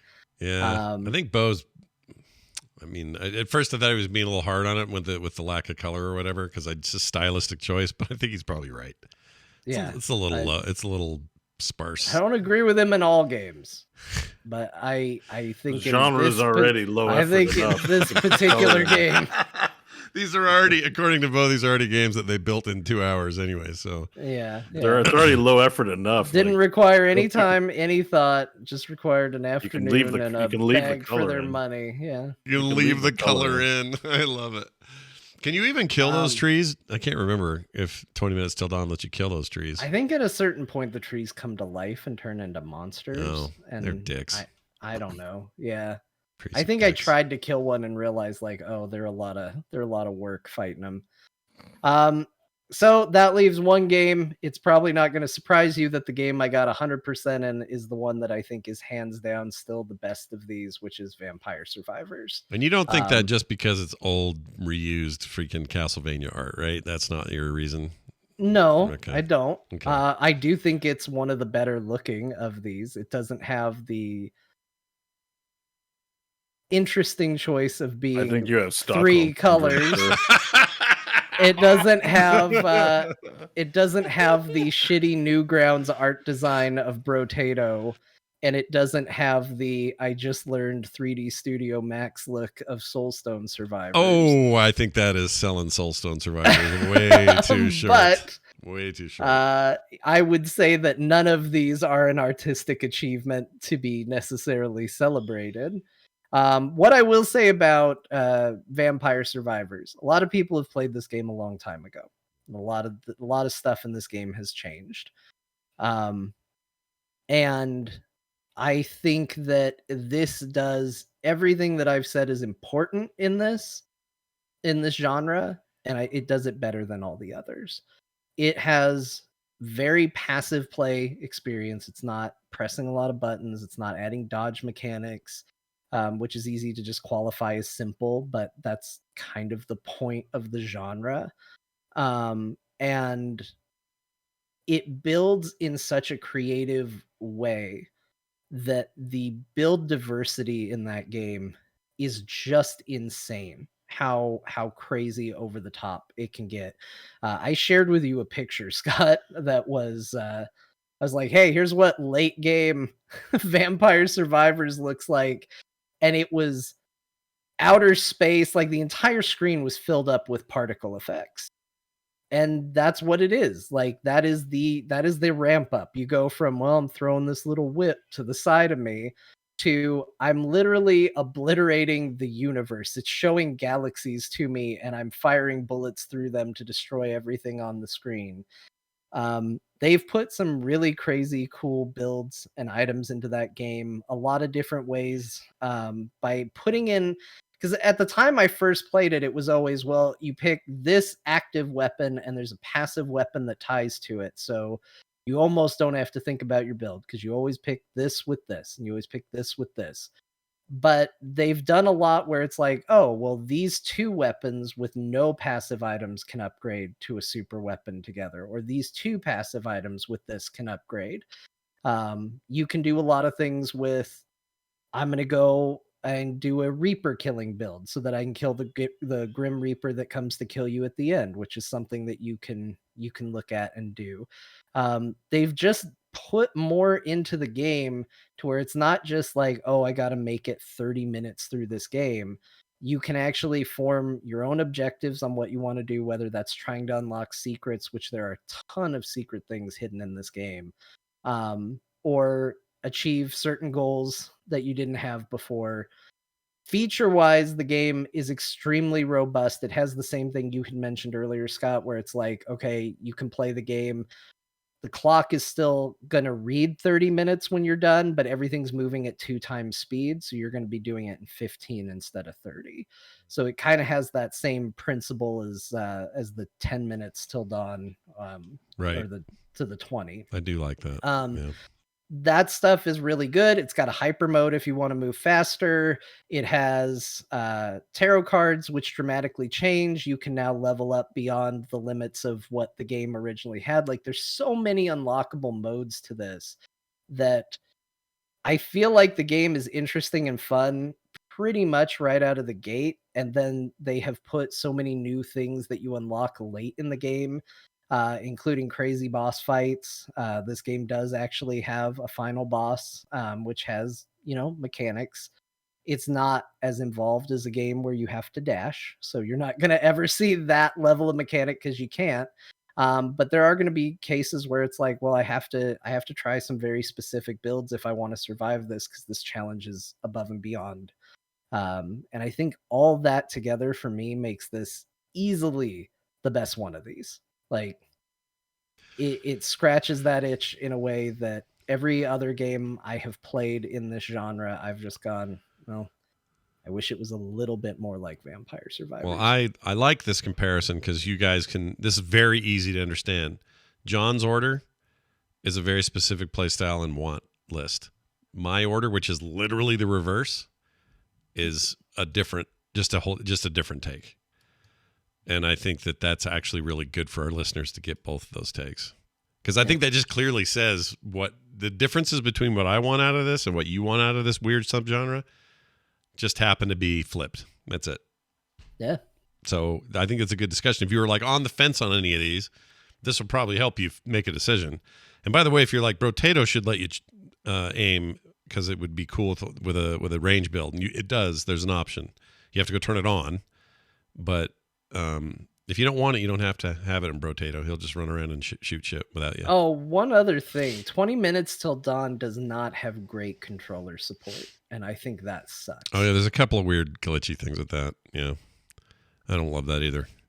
It's mostly they need just to figure that out. Yeah, I didn't want to like dock them too hard on that one thing, but like again, these are supposed to be like fairly casual experiences, and not having a controller mode to sit back and play with a controller seems really against the idea and concept of what the thing is. Yeah, we'll let them. I mean, they're all in early access except for this one, which is now out, except Vampire Survivors. So the rest of them, we'll cut them slack on some of that because maybe they'll fix that over time. But I agree, they need to fix that.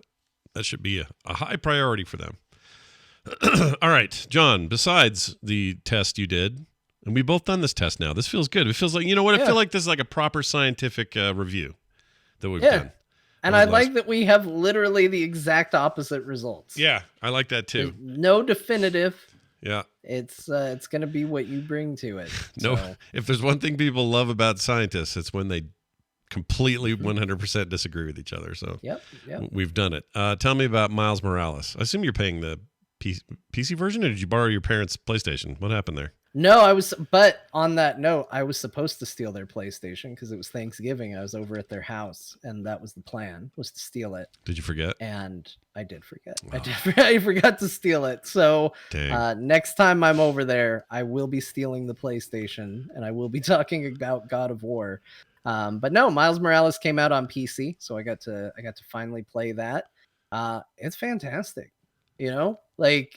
Miles plays better than, turns out, when you create a character well after a classic, you can give him some cool powers that are maybe cooler than some of the stuff that the main character can do. Because those Venom Blast powers that Miles has sure is handy. Yeah. I really like it, and kind of makes the combat, which, it uses a very Arkham style combat for a Spider-Man game. It makes sense. But it lands a little extra oomph that you can do in combat that I felt like the original Spider-Man needed, rather than just, hey, here's dodge, punch combo, dodge, punch combo. Being able to kind of do an attack that's going to just knock even a big shielded enemy on its ass. That feels great. And so I think Miles Morales actually has far better combat than the original Spider-Man. And then it's just hitting the same bar on everything else. The traversal, the web slinging, all of that still just feels great. It looks awesome. I don't know what else to say about it, because I feel like if you played the original Spider-Man, you 100% know what this game is, and it's great. It's more of that.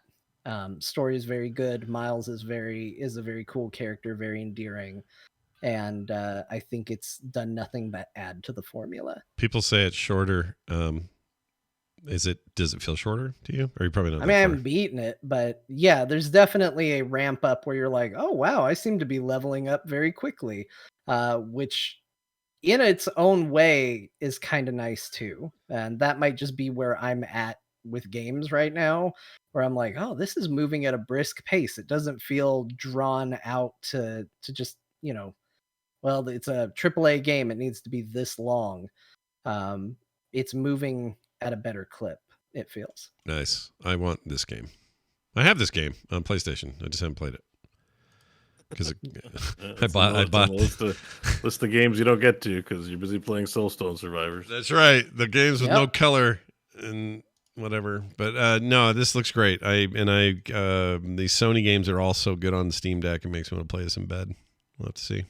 Oh yeah, and that's the other thing. It's approved for Steam Deck, so yeah, it will work, and it will work well. All the Sony games, that's crazy. The Sony games are all on Steam Deck, so it's like Steam Deck is the handheld they didn't make. Yeah, basically. I mean, it's still just Steam. And you're complaining about Microsoft. Steam. Well, I mean, it's still just Steam. I mean, they're on Steam, so they're on Steam. I mean, that's no, I know, but you know what I mean. Yeah, no, I get it. It's like a weird workaround. They're the hardware. Sony's the hardware guys out of any of those companies. When I think of hardware, I think of Sony TVs, and that's anyway, true. It's fine. That's true. What's cool though? What I'm saying is they're getting what is it? Showing their lunch. I guess a little bit. What's that expression? They're getting their lunch eaten. Someone's eating their lunch. Gabe Newell came up to the Sony president and grabbed his burrito and went, "How do you like my burrito?" But I will. The nice thing about all of the Sony ones, they're really well optimized, and all of them work on that really well. They all work extremely well on PCs. I huge props to Sony for not half-assing these launches. They're all good. Even the motorcycle one, which I quite like, Days Gone, runs so good on the Steam Deck or on my PC. I just think that's great. I think it's cool they took the time. Not a lot of people do that. Looking at you, Square Enix. Maybe Yeah. that's why they haven't bought them out yet. They're like, but we can't half-ass all these ports like you guys do. Now, I don't want to freak anybody out, but you know how people have been saying you guys are lame because there's Death Stranding just sitting on your desktop and you haven't played it? It looks like John played it. Oh my gosh, John. What'd you think? I played not very much of Death Stranding. Let me set expectations as we go into this. I'm not very far into it. I'm several hours into it, which means I watched like 2 cutscenes. Because boys, there are cutscenes in this video game. Yeah. But you actually don't mind because it turns out the gameplay's bad. Oh man, I don't know what I expected, but all right. How much of your time was gameplay time? Not a lot. I haven't played the game a lot, so I don't want to say. Probably haven't unlocked anything yet. No, I haven't. I've unlocked the ability to hold 2 bumpers so I don't fall over like a friggin' turd. Like here's the thing. I have a feeling I can kind of see why this game is really loved by a lot of people. I'm not there yet. The cinematic moments where they're dealing with, like the weird creatures, I don't remember what they call them. It does really well with the tension and the cinematography of it all. Like, it's all really great. But it doesn't change the fact that all I've really done from a gameplay standpoint is walk, pick things up, and try not to fall over. That's all I've done from gameplay for my first several hours. I'm sure that will change. I'm sure eventually he was on a motorcycle at the beginning. I'll be on a motorcycle trying not to fall over. I'm bound to get there. I would like to just say, I mean that in the most joking, friendly way. It isn't to critique what you were saying, because I'm about to step in my own pile of shit soon too. But, because there are fans, obviously, of this game in our chat room and in our listenership. They bought us the game in some cases. Yeah. So it's just funny to hear you say that, because I'm like, really? there's no hook. There's nothing here. It's just walking and not falling over. Okay.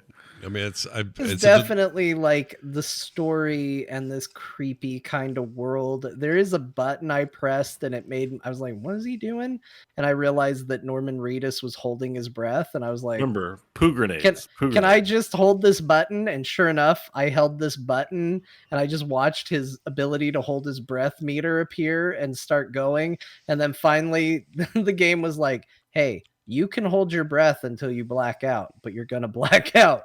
So you need to breathe. And I was like, yeah, I think you need to reserve judgment till you figure out how to play, figure out how to make your poo grenades. Yeah, I haven't made a poo grenade yet. There was a baby. I think my concern for whether I like this game or not, and I'm sure people will tell me, is I think I'm supposed to be more intrigued about the world than I am.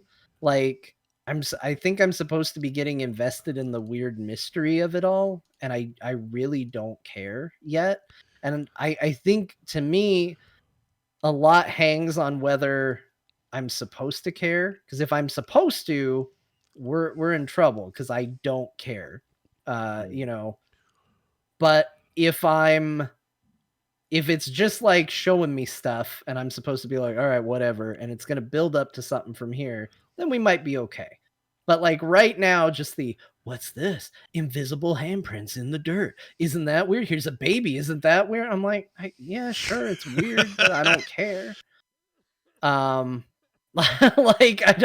It's sure. Yeah. I just don't know if it's supposed to be like Lost. Am I supposed to be sitting there going, why is there a polar bear? Why is there a polar bear? Guys, there's a polar bear. Like, am I supposed to be at that level right now? Or am I supposed to be like, yeah, that's weird. Freaking polar bear. Great. Huh. I don't know where I'm supposed to be on the spectrum of feelings towards this. Right now, I'm fairly indifferent. I think any gameplay that hinges on don't fall over is kind of dumb. I think the story has potential, but it hasn't done much more than some really tense moments. And there's some cool ideas, like there's rain, and if it rains on you, you age super fast, it looks like. Um, but it just seems in the same way that I don't like Ready Player One because it felt like it was constantly nudging me and going, remember? Yeah. This game feels like it's nudging me going, isn't that weird? Yeah. Isn't that weird? And I'm just kind of going, yeah, I guess, but I'm not feeling anything about it yet. So we'll see. I haven't given up on it, but I would be lying if I said I was having a great time with it. I very quickly was like, I'm gonna play something else. I think this might be a slow burn one though. Yeah, I have a feeling that's not based on much except chat rooms. Like, I can't wait for an update. I'm like, I have a feeling you haven't made it deep enough in it yet. Yeah, it sounds like the game is asking you. It's asking a lot of you. The question is, will it pay off? Right? Yeah, sometimes it's worth it to get over those humps, you know. Sometimes you're like, I'm not liking this game that much, but then you get to a certain point and you're like, oh no, I'm glad I stuck it out. So well, and we talk about that all the time with like other like TV shows, movies, games we play. Like, oh, if you just get through this season, I love Final Fantasy 14. It's like, oh, if you just get through the first 147 hours of the game, it's a real treat. The ultimate one of those, because I'm like, I'm out. I'm level 30. I'm out. I had enough. And you're like, but it's so good. Yeah. So it's not that I'm opposed to it. I'm just right now talking about the experience I've had. There have been some really cool cutscene moments, but beyond that, there hasn't been a lot. I'll admit, and it hasn't convinced me to change my opinion about Kojima being infatuated with famous people. Well, that's true. But I mean, the clip I just randomly found was him and Guillermo del Toro hanging out in some room. Him and Norman. Imagine if Scott was like Hideo, though, and all the crazy weird actors he knows that he'd put in his movie. If you had like the clout and money, if you had the clout, you'd do it. You'd do like it. All these like weird actors that you love from films, like you would hire them all the time. Of course I would. That guy too. Of course I would. But I would also hope I would make a game that was more than just don't fall over. You know what I mean? Like, well, you'd hope, but you know, maybe. And again, you're right about the slow burn. He used to be an armchair developer. As you know, I often criticize the Survivors types games, so you never know. Well, in this game, this game made me, just talking about it in the last couple of weeks about people saying we should play it, and then John finally playing it. I just keep getting tempted to get back into Metal Gear 5 because I really like that game. Love Metal Gear Solid 5 so much. Yeah, I think that might be worth revisiting for me. I'm kind of in the mood. It's one of my favorite. Like, storyline wise, it's a little disappointing because clearly it's unfinished. Yeah. But from a gameplay perspective, God, do I love playing Metal Gear Solid 5. Yeah, it was so good. It's really, really good. And the PC version is the best. In case anybody out there doesn't know that you can do this, it is not hard to go into the PC version files and change the song that plays when the helicopter comes to get you. Yep. And you can make that helicopter song be whatever you want. You can have it. There was a while where I had the John Cena theme playing whenever it came to pick me up. Do you just overwrite the WAV file that's in there? It may be a WAV file. Like, it's not. It might also be an MP3, but it's like literally, yes, you just put it in there and give it the name, and then when the helicopter comes, it's not packed in some data asset directory or something. Which is weird because nobody does that anymore. Hardly any games do that anymore. No one uses raw files. Back. I used to do that in 1999 when back in the day you could do that with every game because they didn't pack them into WAVs or whatever. They didn't know. Like StarCraft 1, I put fart noises into certain things. But they had to be exactly the length of the other file. They couldn't be any different, or else. Some of them did like a checksum or something to be like, oh, there's a problem. But not all of them did. Some of them you could put whatever the hell you wanted. I try to remember. I did that to some game, and people were so amazed that I did it. And I'm like, I just overwrote a wave file. You're a hacker, Yeah. man. Hacker man. Yeah. That's what you are. It might have been like Dune 2 or something. Like it was something old. Yeah. That sounds about right. Something like that. But like, and I was like, this is so awesome. And you just say swear words and stuff. Oh, yeah. Like, F yeah, you pass low. For me, it was Counter-Strike. You could you could change your spray paint to be basically any image you could find. Yep. And not only that, it shared it to who you were playing with. Yeah. So it wasn't people just would client put side. Naked people as their Yeah. spray, and they'd put it up there because we were all teenagers playing. You'd spray naked people up on the wall, and then some horny teen would stop and look and be like, boobs, and then you'd shoot them in the back Shoot of 'em right in the the head head. while they're staring at the mural. Oh, yeah. It Porn was- sprays. It was great. It was the greatest time in gaming right there. Porn sprays were interesting because that was a Half-Life relic that came from Half-Life, and Half-Life had code that didn't matter. You could put a giant penis in there, and anybody could spray it anytime they wanted, and it wasn't client only. It was everybody. Everybody saw Yep, it. everybody saw it. Yeah. Which is weird because Yeah. that's like data at a time when everyone's using dial-up and crappy internet, and you're sending these like raster spray images across the internet. It's really weird. We sort of ruined it because if we hadn't done that so early, the fidelity on graphics would have gotten better, and then that kind of shenanigans would have been way cooler in 2022. Oh, can you like imagine 4K boobs in like Call of Duty? Yeah. What has he done, the hacker? But unfortunately, we had to ruin it during the 8-bit, 16-bit VGA, EGA eras Yeah. of gaming, and yeah. We were all doing it 800 by 600, and that we thought that was awesome, but Yeah. it's a different time now. John, tell me finally about. I've been really curious about this one. Evil West. Should I be buying this game? It seems like it's made for me. I've heard a lot of mixed talk about it. Some people love it and adore it and think it's the greatest thing ever, and then some people are like, "This control's weird." So where are you? That at? was me. Yeah, it was me that you read. I think that this was you. control's Yeah, weird. that was you. Yep. Evil West seems cool. It seems like a throwback to remember when games weren't either indie or AAA? I mean, remember when there existed a spectrum of video There gaming was a- in like between those two things? like and a double, something like could double be- A or single A or B. Or Yeah. yeah. I remember that. This feels like it's back in that era because it doesn't. You play it and you're like, this kind of looks like a AAA game, but it's kind of dumb in a way that nobody would, in their right minds, ever greenlight this game for a AAA budget game. But it's definitely not indie. Like, it just feels like it's back in that middle ground, and it's really wild. So the game, I haven't played a lot of it, just to be clear. I put this in mentions because I loaded it up and spent a little time with it, just trying it out. I don't think I'm even out of what would be considered the tutorial, so I don't want to lay too heavy of a burden on my review of this game.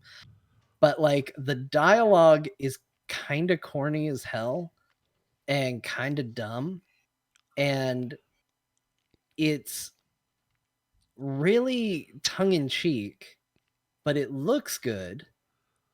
But I do have to also point out that it has the worst control scheme of a video game I've maybe played in a long time. On keyboard, mouse, controller combo. On a controller. Yeah. So let me see if I can remember this. So here's the thing. It's an action game. And even though it's a Wild West game, for some reason I'm punching everything. I don't know if you get guns later in this game. I would assume you do. I've seen guns. But so far, I'm this big Wild West man with a bandolier of bullets, but all I do is punch people. And they've made right bumper the punch button, not right trigger. Right bumper is your melee attack, which is what you're doing primarily. Okay. They've made pushing in the right stick your counter to certain attacks. They've made pressing a slight dodge and double tapping A with a direction your full dodge. And I haven't unlocked many other buttons than that, but I just want to point out that we're like 3 button tutorials in, and they're already like, all right, you're gonna need to push down on the right stick of the controller. That's weird territory to be in for an important move. I'm constantly pressing the wrong buttons in this game. All right, you're in later gameplay. He is using a gun. He's so definitely I have using some a hope gun. that maybe we're gonna do something other than punch people for a while. I have heard good things about this game, and it's been good enough that I'm gonna try to get into it. So, but in the clip you're even showing, you see when people blink like that, they try to teach you to use that point to use your counter attack, Kind of Doomish, which is right? by default pushing in on the right stick, which is maybe the least time specific button you would ever want to pick.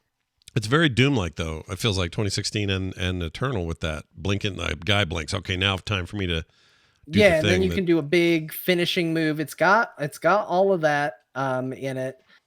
I think this game could be really awesome. I will report back because I'm gonna play more. Right now, it feels like it would be a really great Game Pass game.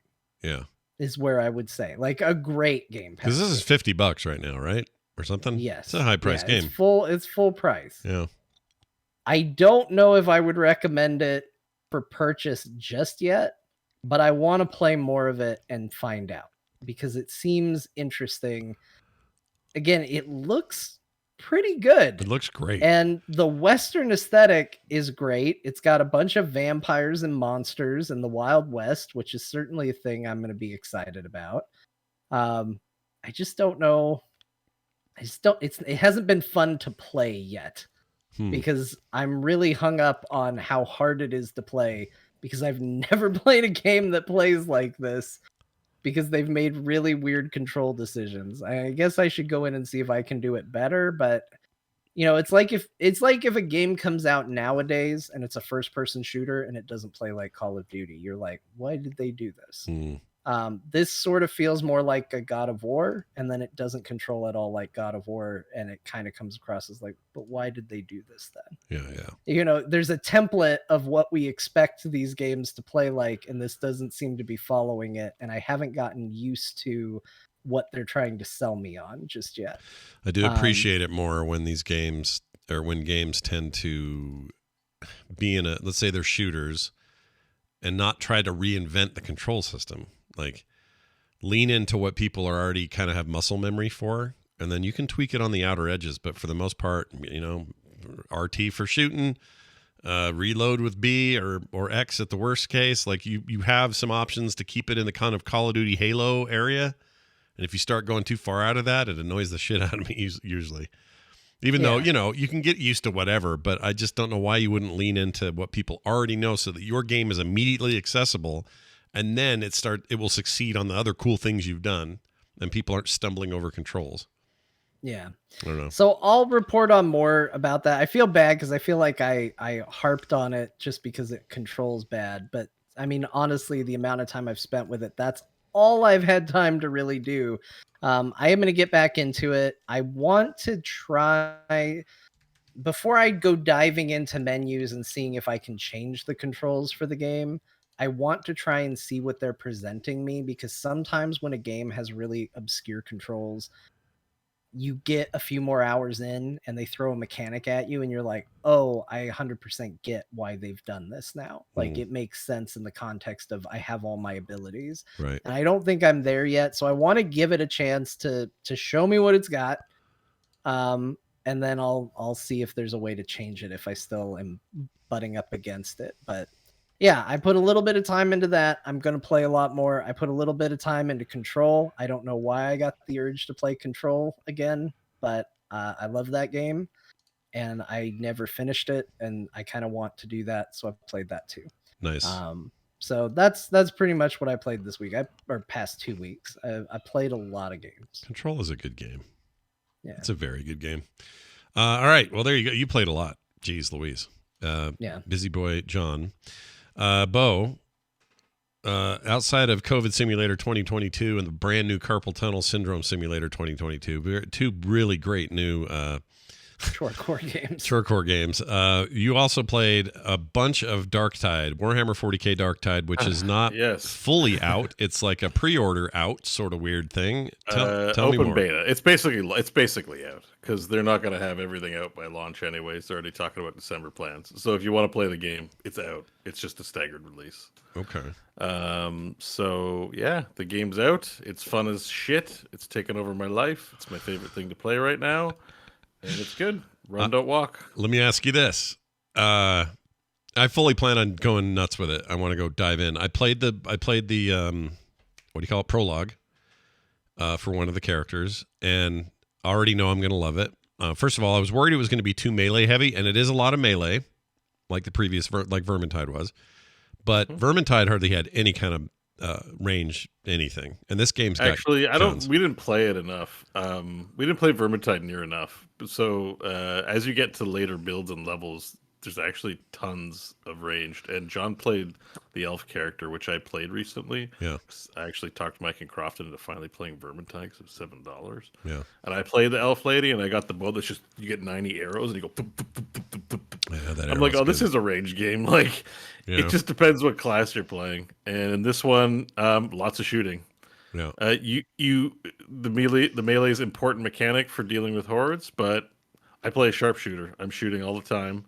Psychers, you're using your magic all the time. Lots of shooting, lots of magic. Like, they're really distinct classes.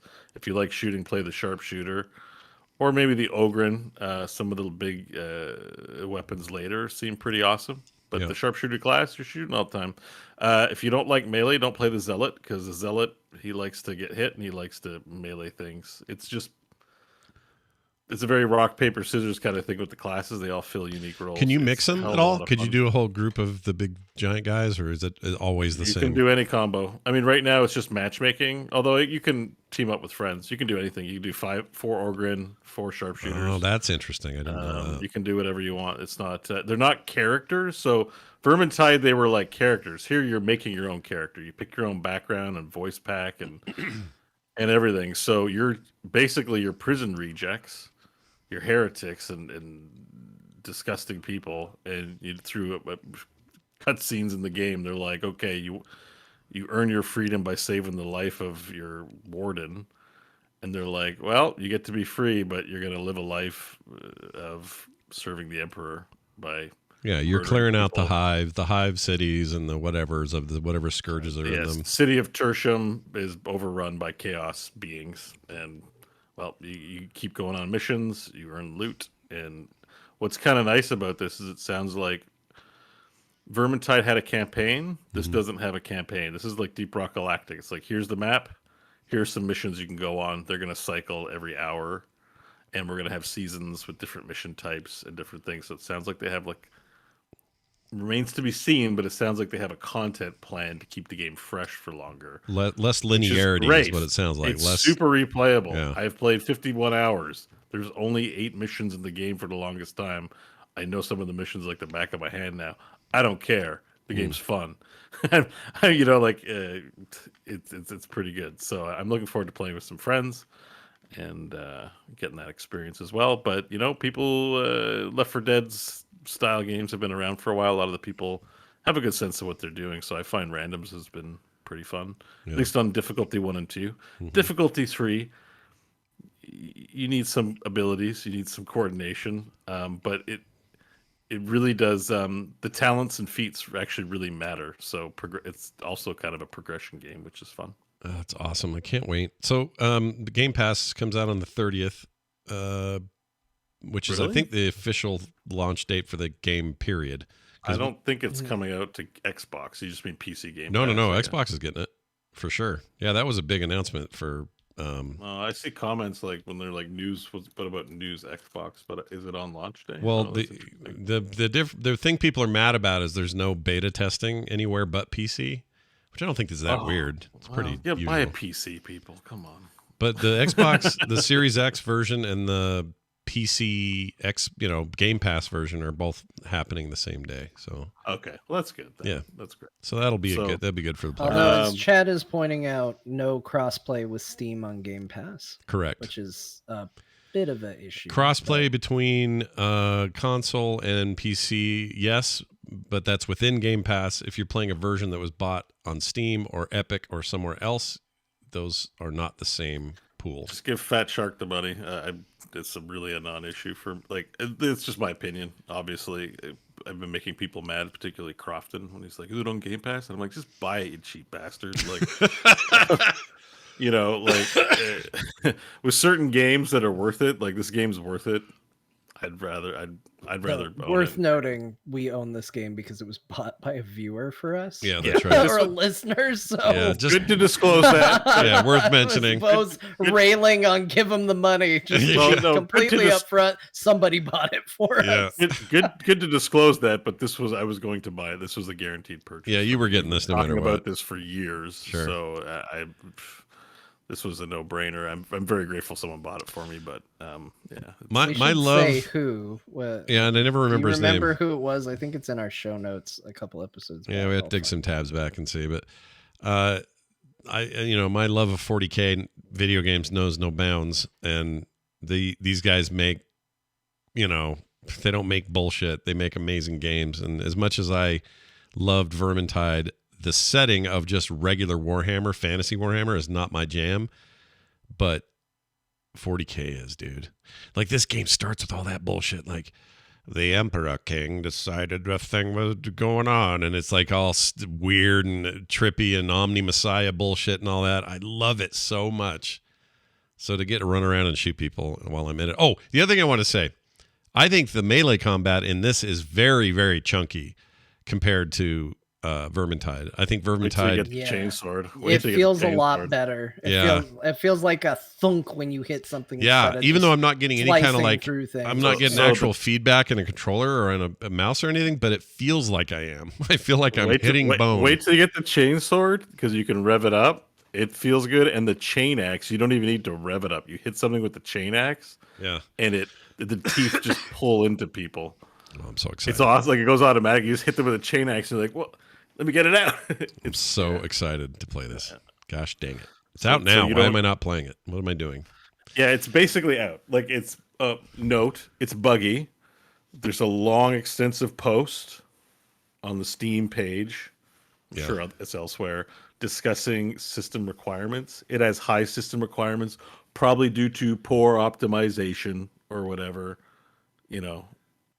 There's just a lot of bitching about this. Runs really smooth for me. There's a little bit of pop in that I don't love, but it's crashes. It's random. So I have a 3060 with a RTX 3060. Yeah. If I turn ray tracing on, good chance my game will crash. Oh, weird. In the mission. My 3080 hasn't crashed yet, but it's still, I don't know. I get 3080, you're probably okay, but a lot of people have these 2000 series, 2080 supers are having problems. 3060s are having problems.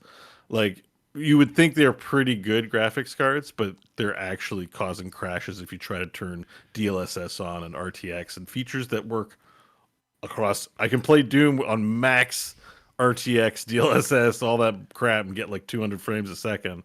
This game has some optimization issues. So read their forum post and play the game on lower settings if you've already pre-ordered. Just know that. Buyer beware going in. I have to play on medium settings to have a stable client right now, and I don't know if it's going to be fixed by launch. Oh man!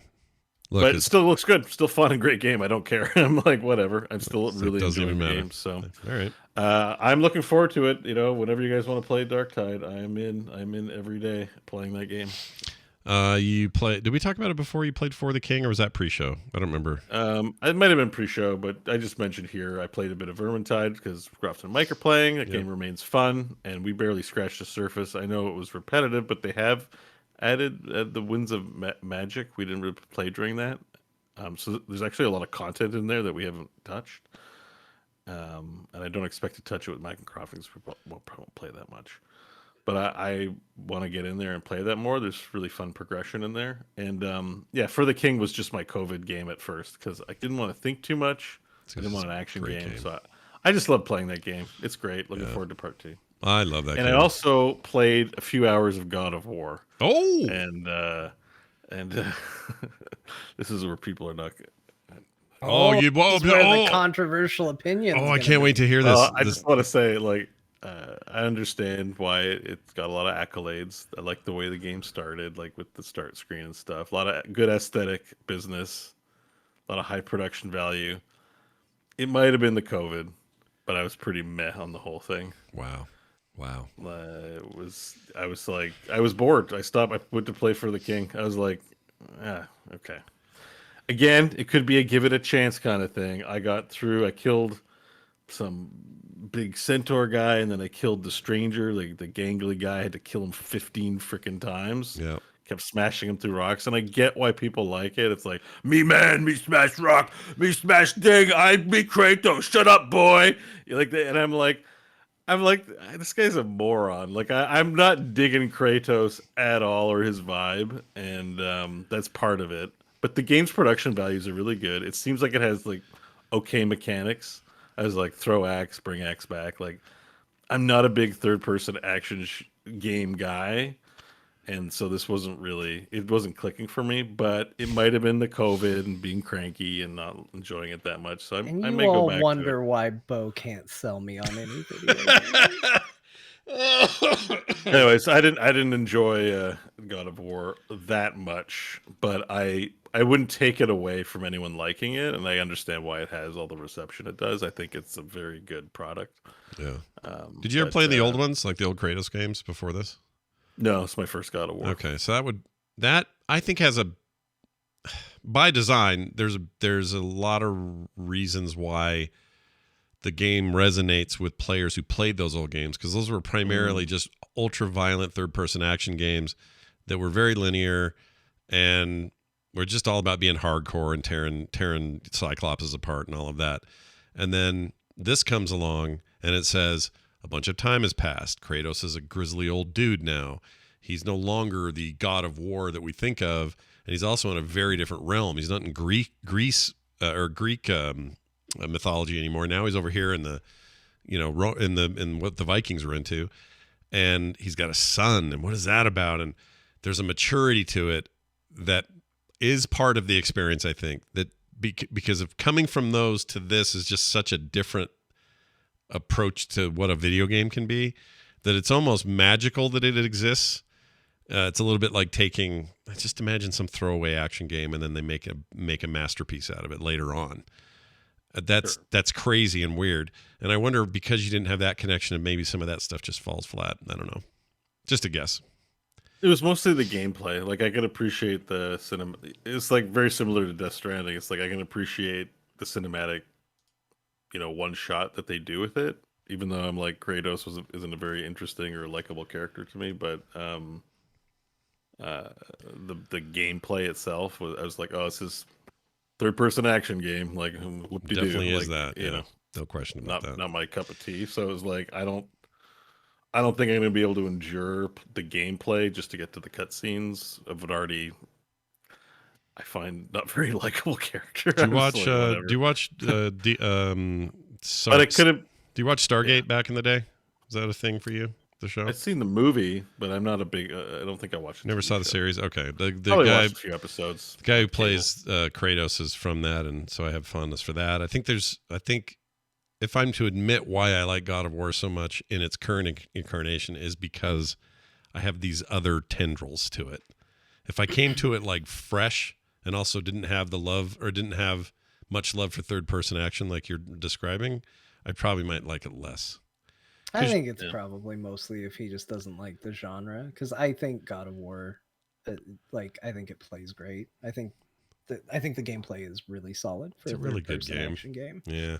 So story I think is. throwing the axe and calling it back is one of the most satisfying things I've done in a video game in a long time. So I think it's probably more of a genre issue. Yeah. Hucking that axe the first time and having it whistle. Really? Making that whistle guys love sound when that? it came I back. think- Oh, it was okay. awesome. I don't dude. want to start an argument, but I'm just like, it It was meaty and wasn't great for cool me. and It was awesome. wasn't good for me, but I'm glad it was good for you. well, fair enough. It's all right. Not everybody can like everything, Mm-hmm. Speaking of which, we're going to take a break where we can go like peeing or whatever we're going to do. And when we come back, we have more planned. We have, what do we have? We got Dear Martha coming up. We got a mashup this week that's supposed to be insane. These are our mashups leading up to the end of the year, by the way. So This is the first of a series of these that kind of sum up the year in big chunks, thanks to Jamie. So we'll be listening to that soon. We got more stuff, some emails, some other things. So stick around. We'll be back momentarily. We'll be right back. I said the same thing about 5 different ways. All right, there we go. That's okay. We love it. Pause. Awesome. Here we go then. We're back to it, and here comes the thing. All right, we're back, everybody. Welcome back to the show. We took a little bit of a break, but now it's time for us to dive into it. Dear Martha. Yeah, that's right. John puts together this rad review of an old video game magazine from a long time ago, and we talk about it right here. So, John, anything special here? I know there's a thing. You got a lot of visuals this time, but a lot of visuals this time. I think you'll be able to keep up with where they are. This is going to be fast shifts between the images all near the end, but I think you'll be ready. All right, I feel ready. That's it. Here we go. My dearest Martha, today's retro game magazine review is Electronic Gaming Monthly, issue 28 from November 1991. And I chose this issue because the cover is a very strangely cropped Teenage Mutant Ninja Turtles piece of art that I used to have as a poster, and would later go on to become the box art for the original Ninja Turtles NES game. The actual full image is awesome and calls back to a time before the cartoon when all the turtles wore red and could only really be identified by their weapons. Anyway, that's what drew my eye, but it has very little to do with the actual issue. Sure, they do talk about the Teenage Mutant Ninja Turtles 3 video game, the game that would later be known as TMNT 3, The Manhattan Project, not the stupid third movie where they get pulled back into time, back to feudal Japan because of a magical lamp. Honestly, this issue was huge. It was 272 pages long. A lot longer than I had time to read this week. What? I'm a busy time traveler. You think I got whisked back to 1991 and I just sit around reading magazines all day? Well, I don't, so I didn't read the entire thing. But I do feel compelled to mention that 31 pages of this magazine is devoted to the Atari Lynx. Let me let that settle in for you. 31 pages entirely about the Atari Lynx. It's the hot new console, John. The hot new one.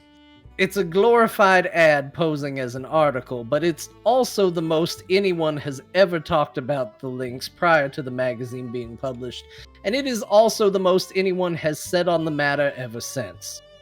My Atari Lynx came with a free copy of Batman Returns, which had to come via mail order after the purchase of the system.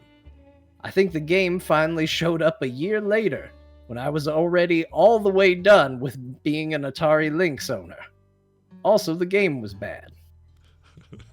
Speaking of ads, this was a weird time for magazine ads. I can't tell you, because I refuse to count, how many ads in this magazine are just white backgrounds, black text with punchy write-ups about a thing, and 3 to 4 screenshots. Doesn't matter which publisher, console, or anything, there are so many of these. Here's one for a game called Atomic Punk. Art, 3 screenshots, and text that reveals Bomberman had a son, and this is him.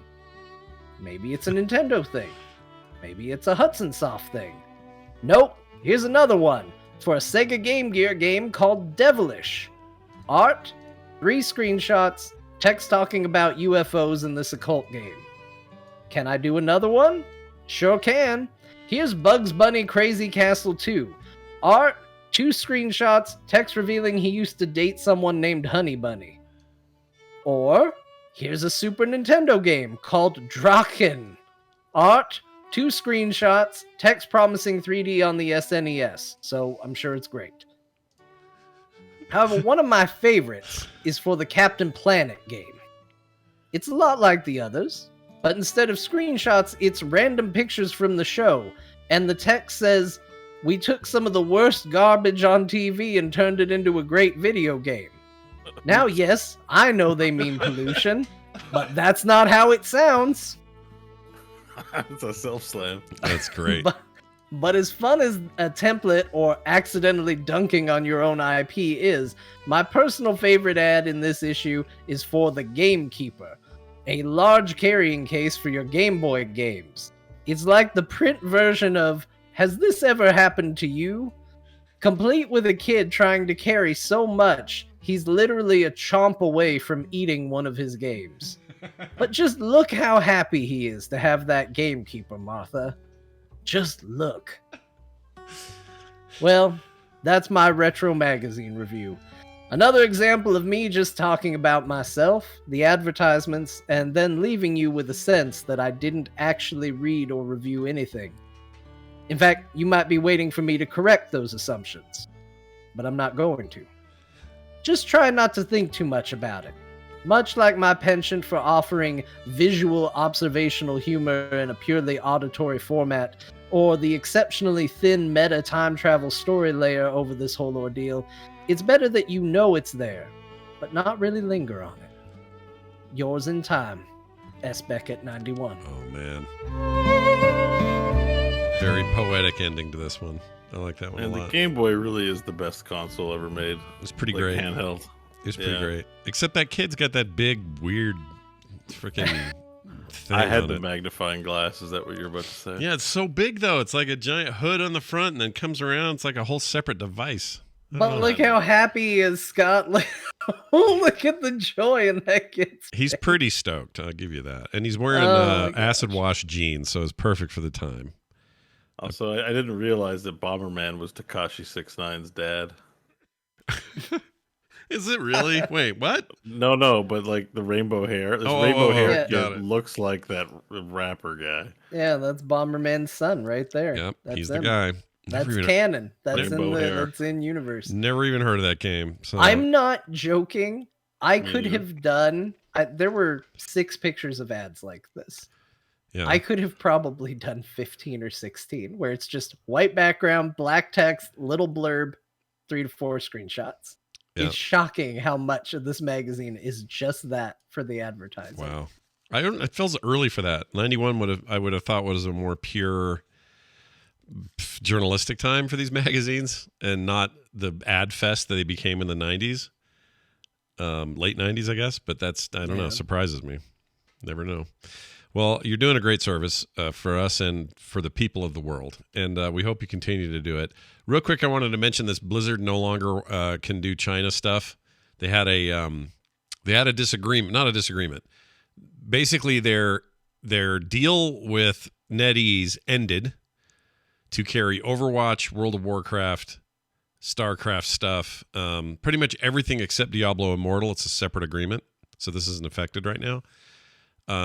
All the Blizzard games to be in China were going through NetEase as the publishing partner. That agreement ended, and they could not come to a new one. So, quite literally, in January, all Blizzard games, with the exception of Immortal, are getting yanked from the Chinese market for a ton of reasons. This isn't necessarily a breaking down of issues between NetEase and Blizz, although we don't know the details. Maybe it is a little bit, maybe it isn't. But it's also, China's really weird right now with new game approvals, and it's just hard getting in there edgewise, even for their own homegrown companies. It's a huge mess. So for whatever it's worth, that's a real stinker. And I don't know if this actually affects the Microsoft acquisition, to know that suddenly there's a stoppage in China for all Blizzard games. So I guess we'll see how they react. I don't know if that makes them suddenly... is the deal have to be renegotiated to be less lucrative? I don't know. It's probably like the Twitter thing where, you get locked in once you get past a certain point, I'm guessing, right? On the deal, yeah. I mean, they could argue, though, that value is lost, though, because that's a huge market, and they count that in the acquisition. So, they could... I'm not saying they will, but Microsoft could make the argument that, hey, that's like $10 billion of the deal. We need to cut the deal better or whatever. And they probably have a case. Might be like, we know how to get them back in. We'll figure it out. They might say that. You're right. All right, time for some emails. Microsoft, right? Yeah, true that. That's a good question. Here's an email we got. talktothecore@gmail.com. This came to us from Dimitri, and it says this: "Hey, Core Hounds, chiming in from Belgium, and wanted to say I love the show and the energy you all have." Oh, I don't know, my energy's pretty lame lately, at least last couple of weeks. Anyway, well, we're it's not the show from COVID. Yeah, it's not the show's fault. It's a virus. Let's go easy on ourselves this week. That's true. It says it's come to my attention there's been a drastic change in John's behavior. Fortnite, mobile games, DLCs, battle passes in all caps. Am I the only one noticing this? He hasn't done a Final Fantasy update for what, 2 weeks now? Scott and Bo, please take the necessary precautions for this, or this might happen to you. What's next? Bo dropping VR and only talking about his new subscription services? Scott only playing and finishing AAA titles? Hilarious. I'm on to you, pod people. Kind regards, Dimitri. P.S. I'm currently playing Dragon Quest 8. No, that'd be 10. No, that'd be 11. That'd be 11. Yeah. On the extra tier of PlayStation Plus, and concerning JRPGs, it's really good, even beating Final Fantasy 5, 6, 7 remake by a long shot. Maybe a nice series for John to play after FF. I think 11's good. I have played 11. I didn't beat it, but I quite enjoyed that game. So maybe you're right. But John, what do you say about this? This besmirchment of your gamer world earlier in this email? I mean, to be fair, I don't talk about Final Fantasy on the show anymore because Bo and Scott, they let me, but they don't really let me. Like, there's permission, and then there's permission, and then there's don't drag us into this. This is not true. It's literally on my list. It's crossed out, but on my what I played list down at the bottom, it says also played, but nothing new to say. Final Fantasy 14, Fortnite, and Return of the Obra Dinn. I just didn't have anything in particular to say about them. Yeah. So Final Fantasy is almost a weekly play. I just talk about it on Garrett and Kyle's podcast, where I talk about. Oh yeah, you were on the grinding gear. You were on the grinding gear. Oh, were you? I didn't know that. Grinded your gears with Kyle and Garrett. Oh, nice. No, I do still play Final Fantasy. Although I will say I'm hitting a bit of a slog with 10. I've had to take a bit of a break with 10. 10 is breaking me a little bit. Oh wow. And I can't exactly say why, but it is. I have streamed. The charm of bitmaps is gone now that you're in full 3D cinematic I'm mode. in 3D and I have to hear Titus laugh in my ear. It's just a bit much. You got to play more of that goofball. What's it called? Something ball. What is it? Void ball. What is it? This weird sport you play. Oh, blitzball. Blitzball. Yeah, blitzball's a void ball. Void ball. It's a real thing. Void ball. Why not? Why not? Yeah. But yes, I am branching out. I talked a little bit on this episode. I went from Cyberpunk 2077, a very John game, to I needed a palate cleanser, and I tried Fortnite. And we knew from the day Marvel Snap was announced, I was weirdly into it, and I continue to be weirdly into it. I can't explain it. Maybe I am a pod person. I didn't realize it. You might be. Yeah. I think maybe it's more just Ben Brode and company make really good card games for people like me that don't particularly care about card games. Yeah. That was the thing with Hearthstone when it first came out. It didn't have all this MTG baggage.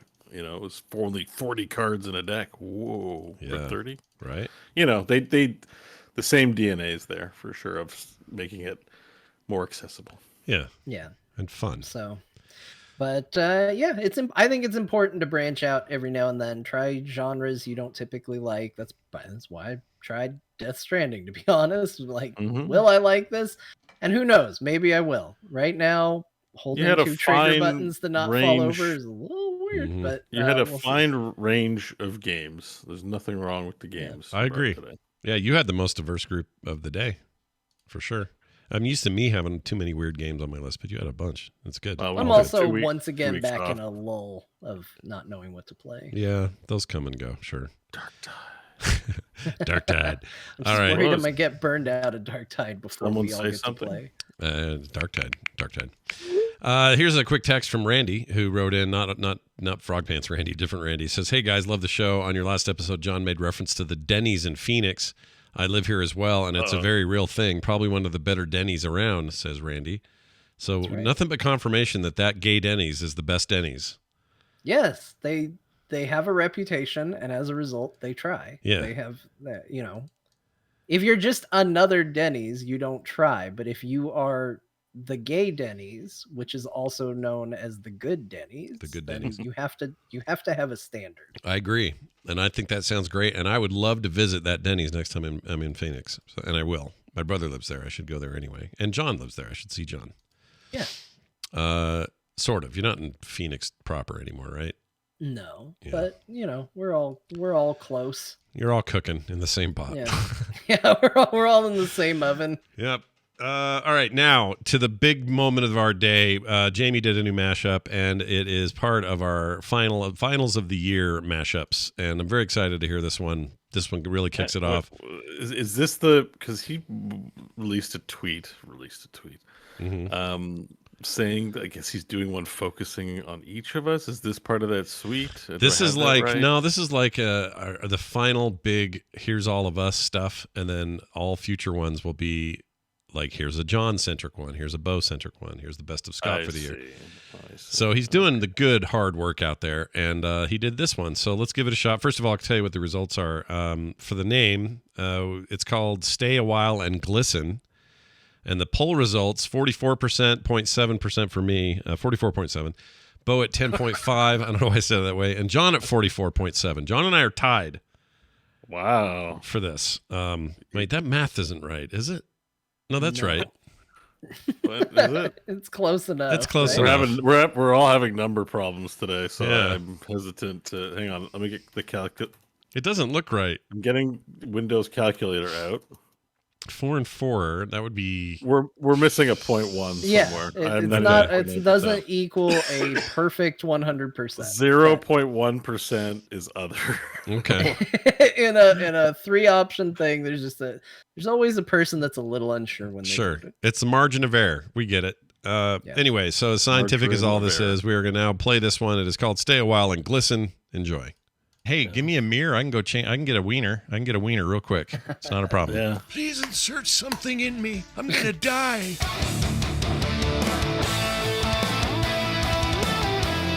And now you have modern day Saints Row gangsters. Why are you showing dildos? Sorry, I wanted the chat. I should have warned you. I was trying to find it for the chat. It's like, John, sorry, what you're saying isn't interesting. No, so I'll I just love show what you're dildos saying. to the chat while you're talking. I do this all the time. It's my bad. I don't know how dudes get away with thongs because here's my experience. Women, No, go ahead. Women are Let's hear it. Women are beautiful and can get away with a lot of that sort of stuff because they're lovely human beings. Men are disgusting horse pigs. I'm doing a finger show. Can anyone guess what I'm doing? Why net? What sound is I that? don't know. Send it, mate. Net. I'm a cringe boomer, and I'm like, doesn't everyone make that sound when they're having sex? I'm just saying, it's like a hairy The black whole time hole. I'm watching The Hound, I'm like, I assume like those guys have the shittiest asses in the universe. Like they probably don't wipe or anything. But that's my problem. If you're wearing one of these thongs and you're a dude, you got like a hairy black hole going. No one in medieval times should be wearing a thong. They don't have toilet paper. In those Dang, days. correct. John, I cannot figure this poster out. Why is the bat signal in it? I don't know. But everything else really is at weird. least baseball related. Here's some games. Here's some peanuts at the ballpark. Here's a hot dog and a drink. Yeah, Players. but why is the hot dog in the drink ejaculating? Don't wear a thong if you're a dude. That's all I'm saying. Well, do what I you think want. Nobody do what you want. I don't here care. should wear a thong on this show. Nobody wants to No. see Oh my any gosh. of the three of us. Picture one of the three of us in a man thong, and that's all we got It's on. worse than you can Oh. possibly imagine. Oh my gosh. Why would you subject yourself? And do you see the bat that the guy at the bottom has? Like, I do think it is supposed to be a Twizzler, but it looks like is... a sex toy for giants. You think No, he's I alien? don't think so. That's why I said fish, like just a vaguely alien, otherworldly, Like another smell world about fish. him. So it's got testicles for eyeballs, and it speaks out of its anus. Like it's Yeah. a Half-Life alien. Okay. Did it have boobs in it? Yep. Great game. Had boobs. This is a 10 out of 10. Had boobs. Yeah. 10 out of 10. Were there thrusty penal vaginal things? Yes. Okay. recommend. 5 stars. Well, if I put my hand in this gooey vagina hole, something's going to happen over here. And if I use this hand to stick it up this weird wiener thing, it's going to come out with a spike on it. And I need that to open certain doors. Never trust him. Just kidding. He's fine. Best I can tell. Also very handsome. Anyway, shut up, Pill. Any leaks from here on out are just going to be... It depends on the leak, right? If they showed Deckard Cain getting born out of a new butterfly cocoon because he's back and forth, that would be an issue. Yeah. They probably want to say 10,000 years, I'm free. he's butterfly Cain, Butterfly Cain. Oh, shit. Deckard. Okay, you got me. I want what you're describing, except I'd like him to be birthed from the underside of Asmodan, if I could make that work. Yeah, Asmodan just shits out this white little greasy human.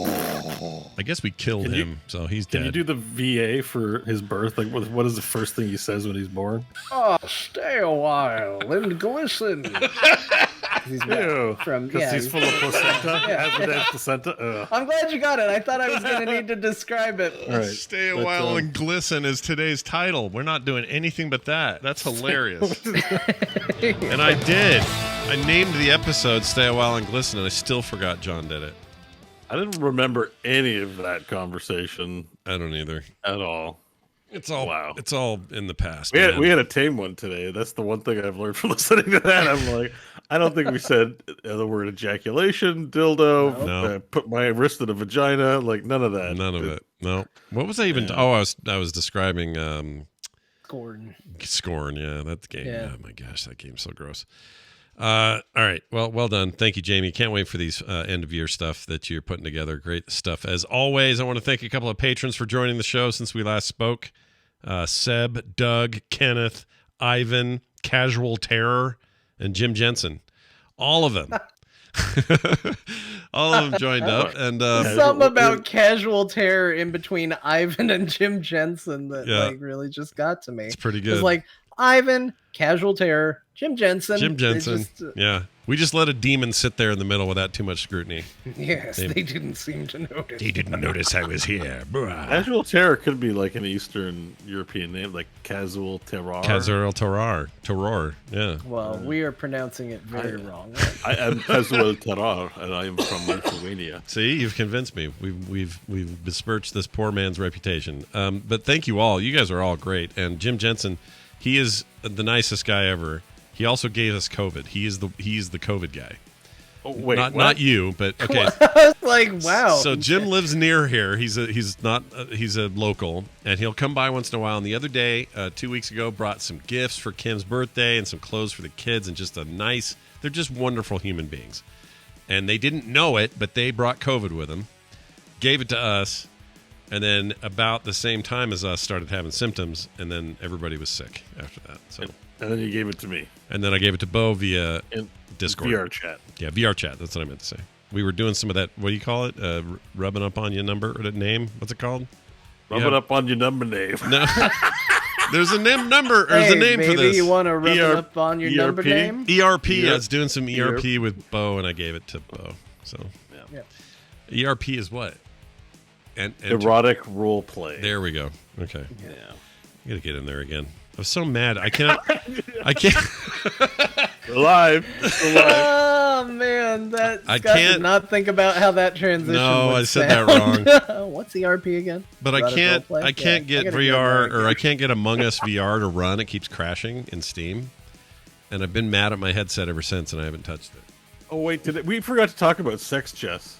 Oh yes, who gave you? Someone gave you sex chess. The developer sent me a key for sex chess, but I haven't cashed it in yet because I'm not sure I want to. You should. You need to tell us you need to review I think sex he chess. found me on a Twitter search because I made a joke about sex chess because the Bible's now available on Steam soon. It's in early access. Yeah. The Bible's in early access.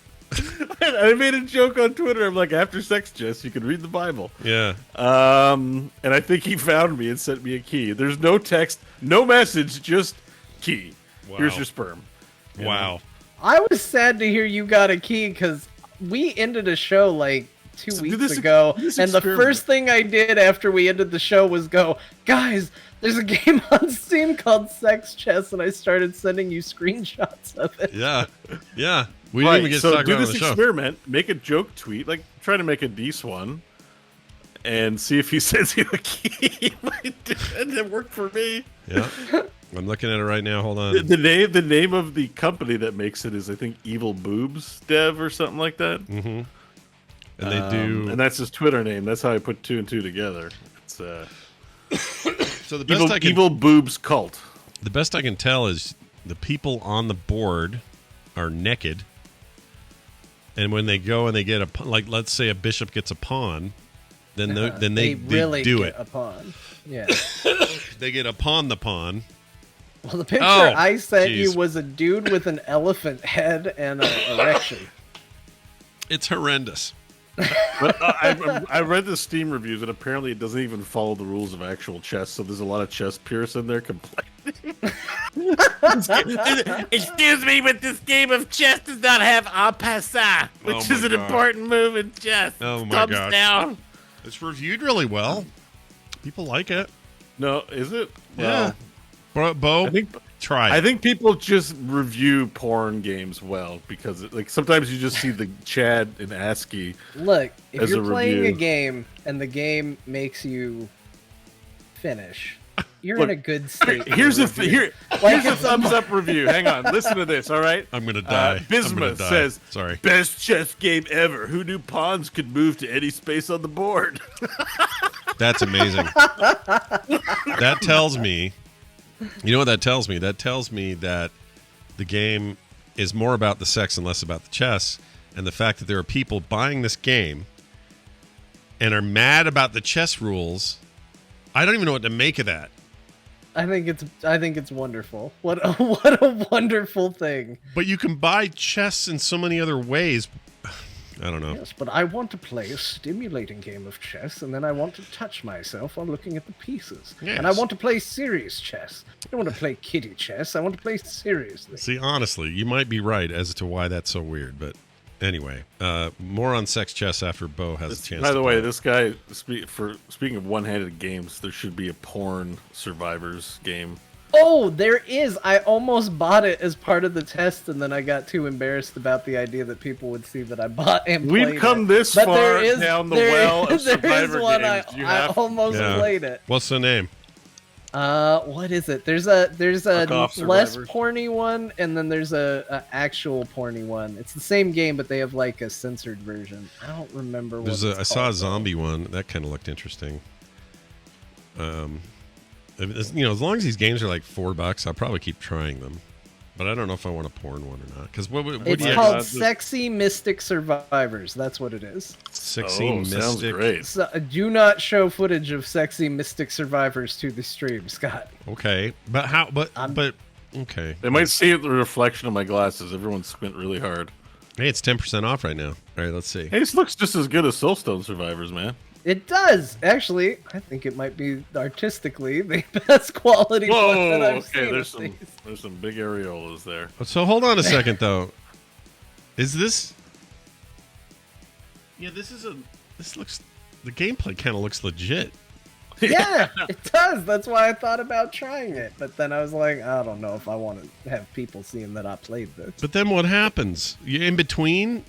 Well, you think you pass a level and then you go bang. You Yeah, know? if you survive, you get to see some boobs. Anime boobs, mind Yeah. you. I'm a little disappointed in that execution though, because I would expect in a porn game like this to have giant flying boobs, and I gotta kill them all with my dildo machine gun.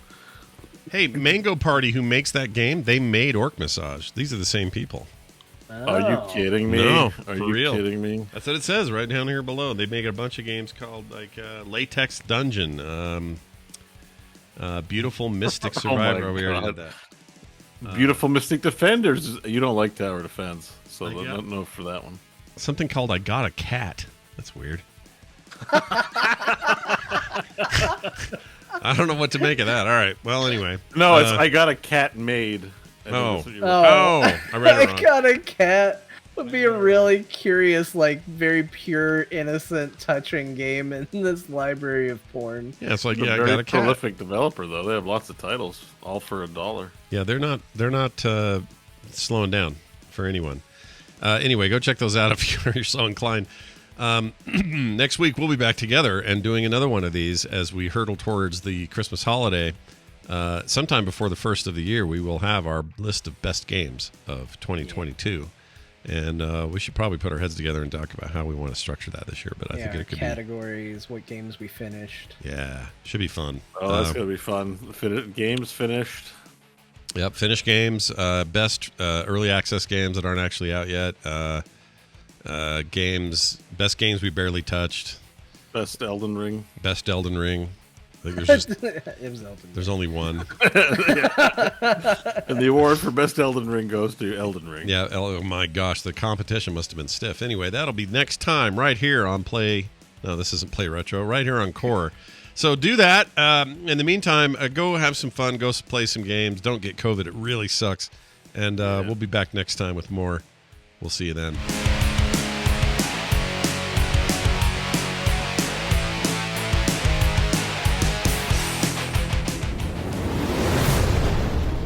This show is part of the Frog Pants Network. Yes. Get more at frogpants.com.